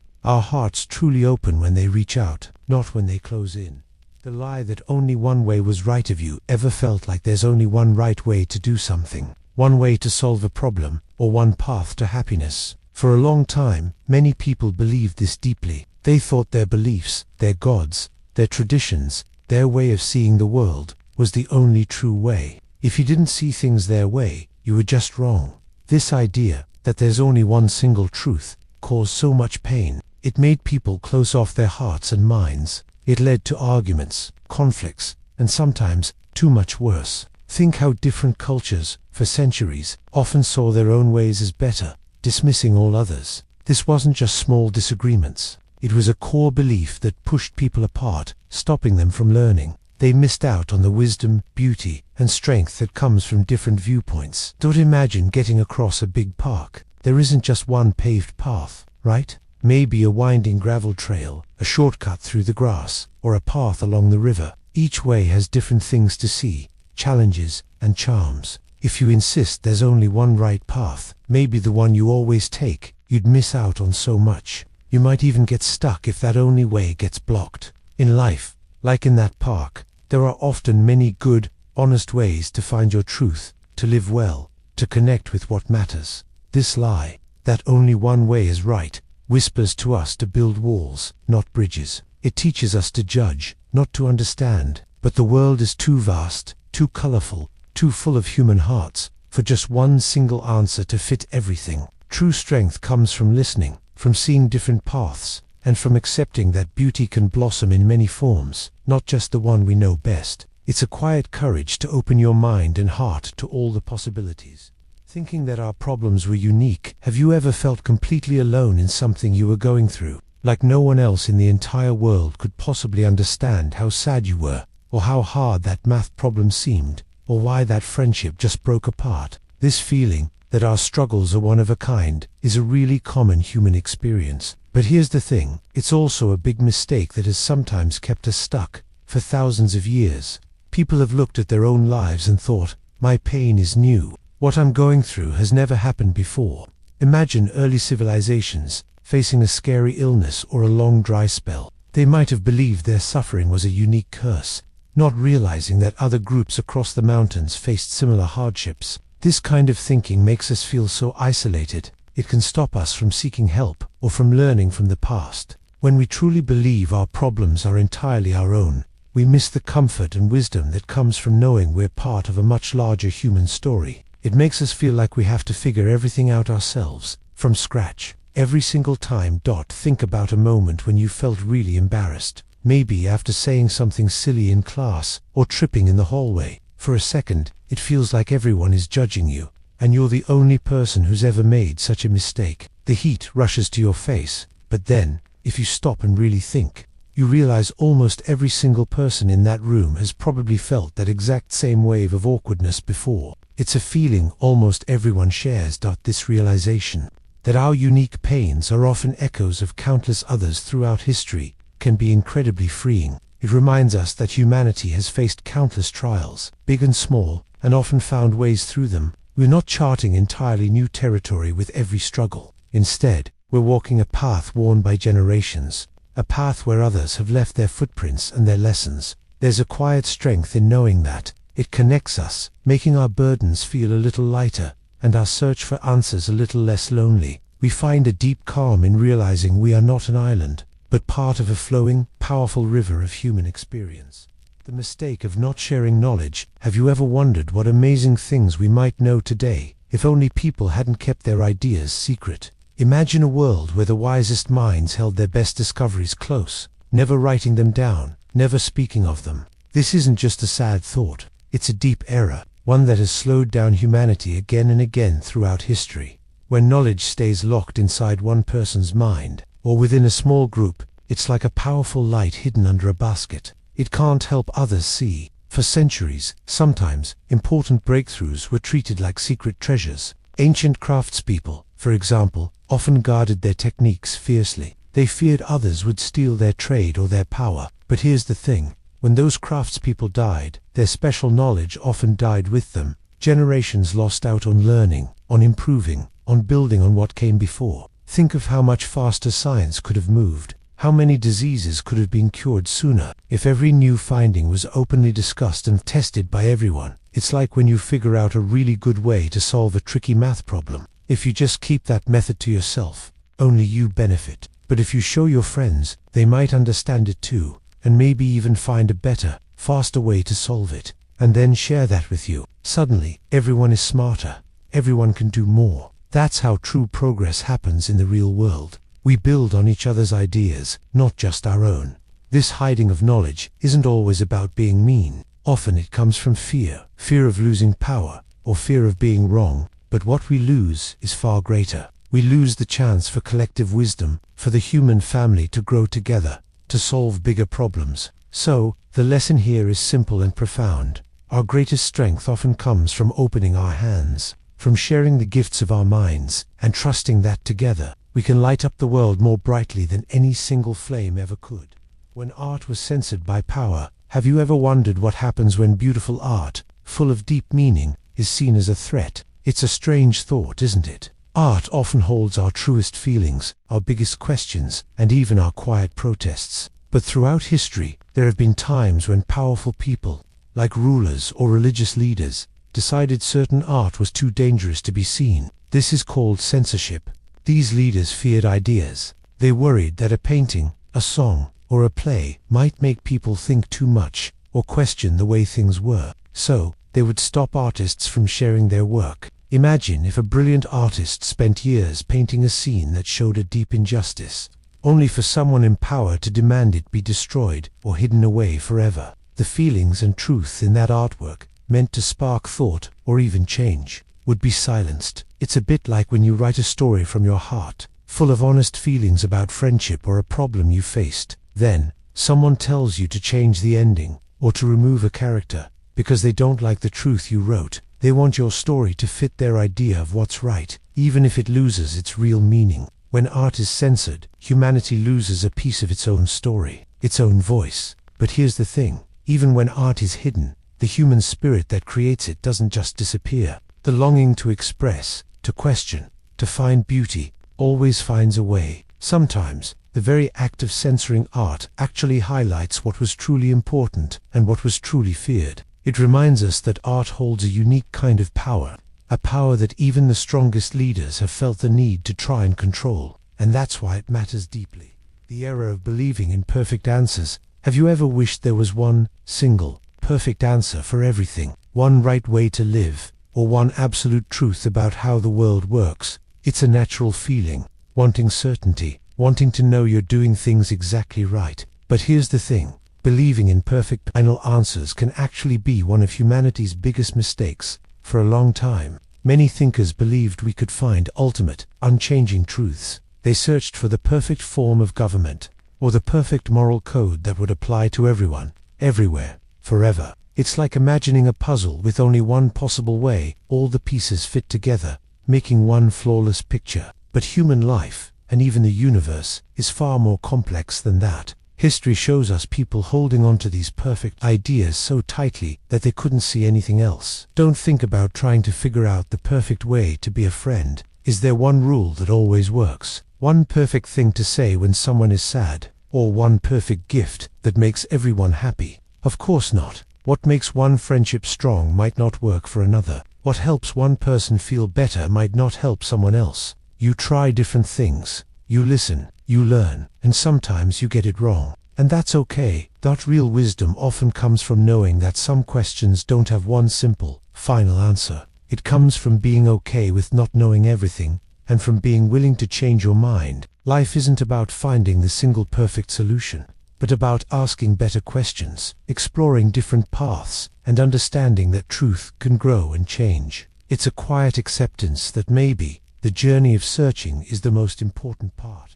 Believing that everything has a simple cause. Have you ever felt like you just had to find one clear reason for something? Maybe why a friend was upset, or why a school project didn't go as planned. It's a natural feeling, wanting to point to one simple cause. Our brains often look for that quick, easy answer. It feels good to say, that's why. But here's the thing. Most of life, most of everything important, is rarely that simple. For a very long time, people often looked for single reasons. If crops failed, maybe an angry god was to blame. If someone was sick, a spirit might be the cause. This offered comfort, a simple story. As we learned more, we started seeing the bigger picture. We understood that many things work together to create an outcome. Think about why you might feel tired one day. Is it just that you stayed up late? Maybe, but it could also be what you ate, how stressed you are about a test, or even a change in the weather. No single button explains it. Or consider why a big historical event, like a war, started. It wasn't just one speech or one leader's choice. It was usually a tangled web of different countries' needs, old disagreements, fears, and changing beliefs, all building up over many years. It's harder to grasp, but closer to the truth, and that's why it matters. When we only look for one simple cause, we miss so much. We miss the hidden connections, the deeper feelings, the real forces that shape our world and ourselves. Accepting complexity takes patience, but doing so helps us see the world more clearly, and it helps us respond with more kindness and wisdom, understanding how many pieces are truly at play. The idea that we don't need others. Have you ever felt like you could handle everything on your own? That it would be easier just to do it yourself, without anyone else's help? It's a powerful feeling, wanting to be strong and independent, and that desire is good. But here's the thing, believing we never need others, that we're better off completely alone. That idea has caused so much quiet struggle in our history and our lives. For a long time, people have admired the lone wolf. You see it in old stories, even in movies. It looks brave, right? But deep down, humans are built for connection. We built entire cities, invented amazing things, and explored space, not alone, but by working together. Ancient thinkers understood society works best when everyone plays a part, relying on each other. Even wise philosophers, seeking inner peace, had friends and communities. Here's what I found. Imagine a single plant trying to grow a whole forest by itself. It doesn't make sense, does it? A tree needs soil, water, and sunlight, but it also needs the protection and support of other trees. The forest breathes as one. Or think about your own body. Your heart can't do its job without your lungs. Your brain needs every single part. They all depend on each other. It's the same for us, even when we feel our strongest. We need a friend to listen, a teacher to guide, a family member to support. When we pretend we don't, we carry heavy burdens alone that could be shared. Realizing we do need each other isn't a sign of weakness. It's a deep truth about being human. It means opening our hearts, accepting help, and offering it back. In that shared connection, we find our greatest strength and comfort. How taking without giving back caused trouble. Have you ever thought about what happens when a circle breaks? Imagine a friendship where one person always asks for favors, always needs help, but never offers anything in return. They take your time, your kindness, your energy, but when you need support, they are nowhere to be found. How does that make you feel? Pretty empty, right? That's kind of how a big philosophical error works, but on a much larger scale, and it has caused huge problems for us all. For a long time, some people, and even whole societies, believed they could just take and take. They took from the earth its rich soil, its clean water, its endless forests. They took from other people their labor, their resources, their freedom. It was like they saw the world as a giant piggy bank that would never run out, or a servant that would never complain. But here's the thing, nothing in this world works that way forever. Everything is connected, like an invisible web. When you pull too much from one thread, the whole web starts to unravel. Think about a small garden. You plant seeds, watch them grow, and then you harvest delicious vegetables. But what if you never put nutrients back into the soil? What if you never watered it or pulled the weeds? You just keep taking the food. Soon, the soil would become tired, dry, and unable to grow anything at all. The garden would die. This same idea applies to much bigger things. When we forget to give back, whether it's to the planet, to our communities, or even to our own bodies and minds, we create an imbalance. This error, this idea that we can endlessly consume without contributing, has left scars on our world. It has led to unfairness, scarcity, and a deep feeling of loss. It reminds us that true strength doesn't come from how much you can grab, but from understanding the delicate dance of giving and receiving. It's in that balance, in that quiet respect for what sustains us, that we truly thrive. The lie that learning stops when you get older. Have you ever heard someone say, "Oh, I'm too old to learn that now"? Or maybe you think once you graduate, learning is just over. Here's the thing, that idea that learning stops at a certain age is one of the biggest mistakes we make. It's like believing the sun won't rise tomorrow just because today is ending. But that's not how the world works, and it's certainly not how our minds work. For a long time, people thought of knowledge as something you collect, like coins in a jar. Once the jar was full, that was it. But history shows a different path. Think about ancient thinkers, like Socrates. He was an old man, still asking questions, still making people think deeply about life. He never stopped being curious. Or look at someone like Leonardo da Vinci, always sketching, inventing. Even in his later years, they understood the brain isn't a hard drive that gets full. It's more like a garden. Here's what I found. Our brains are amazing. They can actually change and grow throughout our entire lives. It's called neuroplasticity, a fancy word for saying your brain can always make new connections, always adapt. It's like if you decide to learn to play the guitar. At first, your fingers feel clumsy, and the notes sound bad. But if you keep trying, your fingers get smarter, the music sounds better. That's your brain physically changing, building new pathways. You're not too old for that at any age. Learning a new language, figuring out how to fix something, understanding a new scientific idea, it all keeps your brain active and strong. So, when we stop seeking new ideas, we're not just closing a book, we're closing off a part of ourselves. We miss out on discovering new joys, new skills, new ways to see the world. And that's why it matters. Our minds are built to keep growing, to keep wondering. To stop learning is to stop truly living, to miss the quiet magic of continuous discovery that makes us who we are. Curiosity is a flame meant to burn brightly forever. Thinking we're too small to make a difference. Have you ever looked up at the vast night sky, feeling like a speck of dust in the universe, or stood in a huge crowd, wondering if your voice could ever truly be heard? It's a natural feeling, that sense of being too small, too ordinary, to make any real mark on the world. But here's the thing, believing that thought, letting it take root, is one of the oldest and most damaging errors we make. This idea that one person's effort is pointless against big problems has stopped countless acts of courage and kindness. Think about it. What if Martin Luther King Jr. had decided his words were too small? Or if Malala Yousafzai thought her voice wasn't strong enough to speak for girls' education? History is full of people who started with just an idea, a single step, and changed everything. Philosophers have pondered how individual choices connect to the bigger picture. They understood that societies grow from the millions of tiny decisions we all make.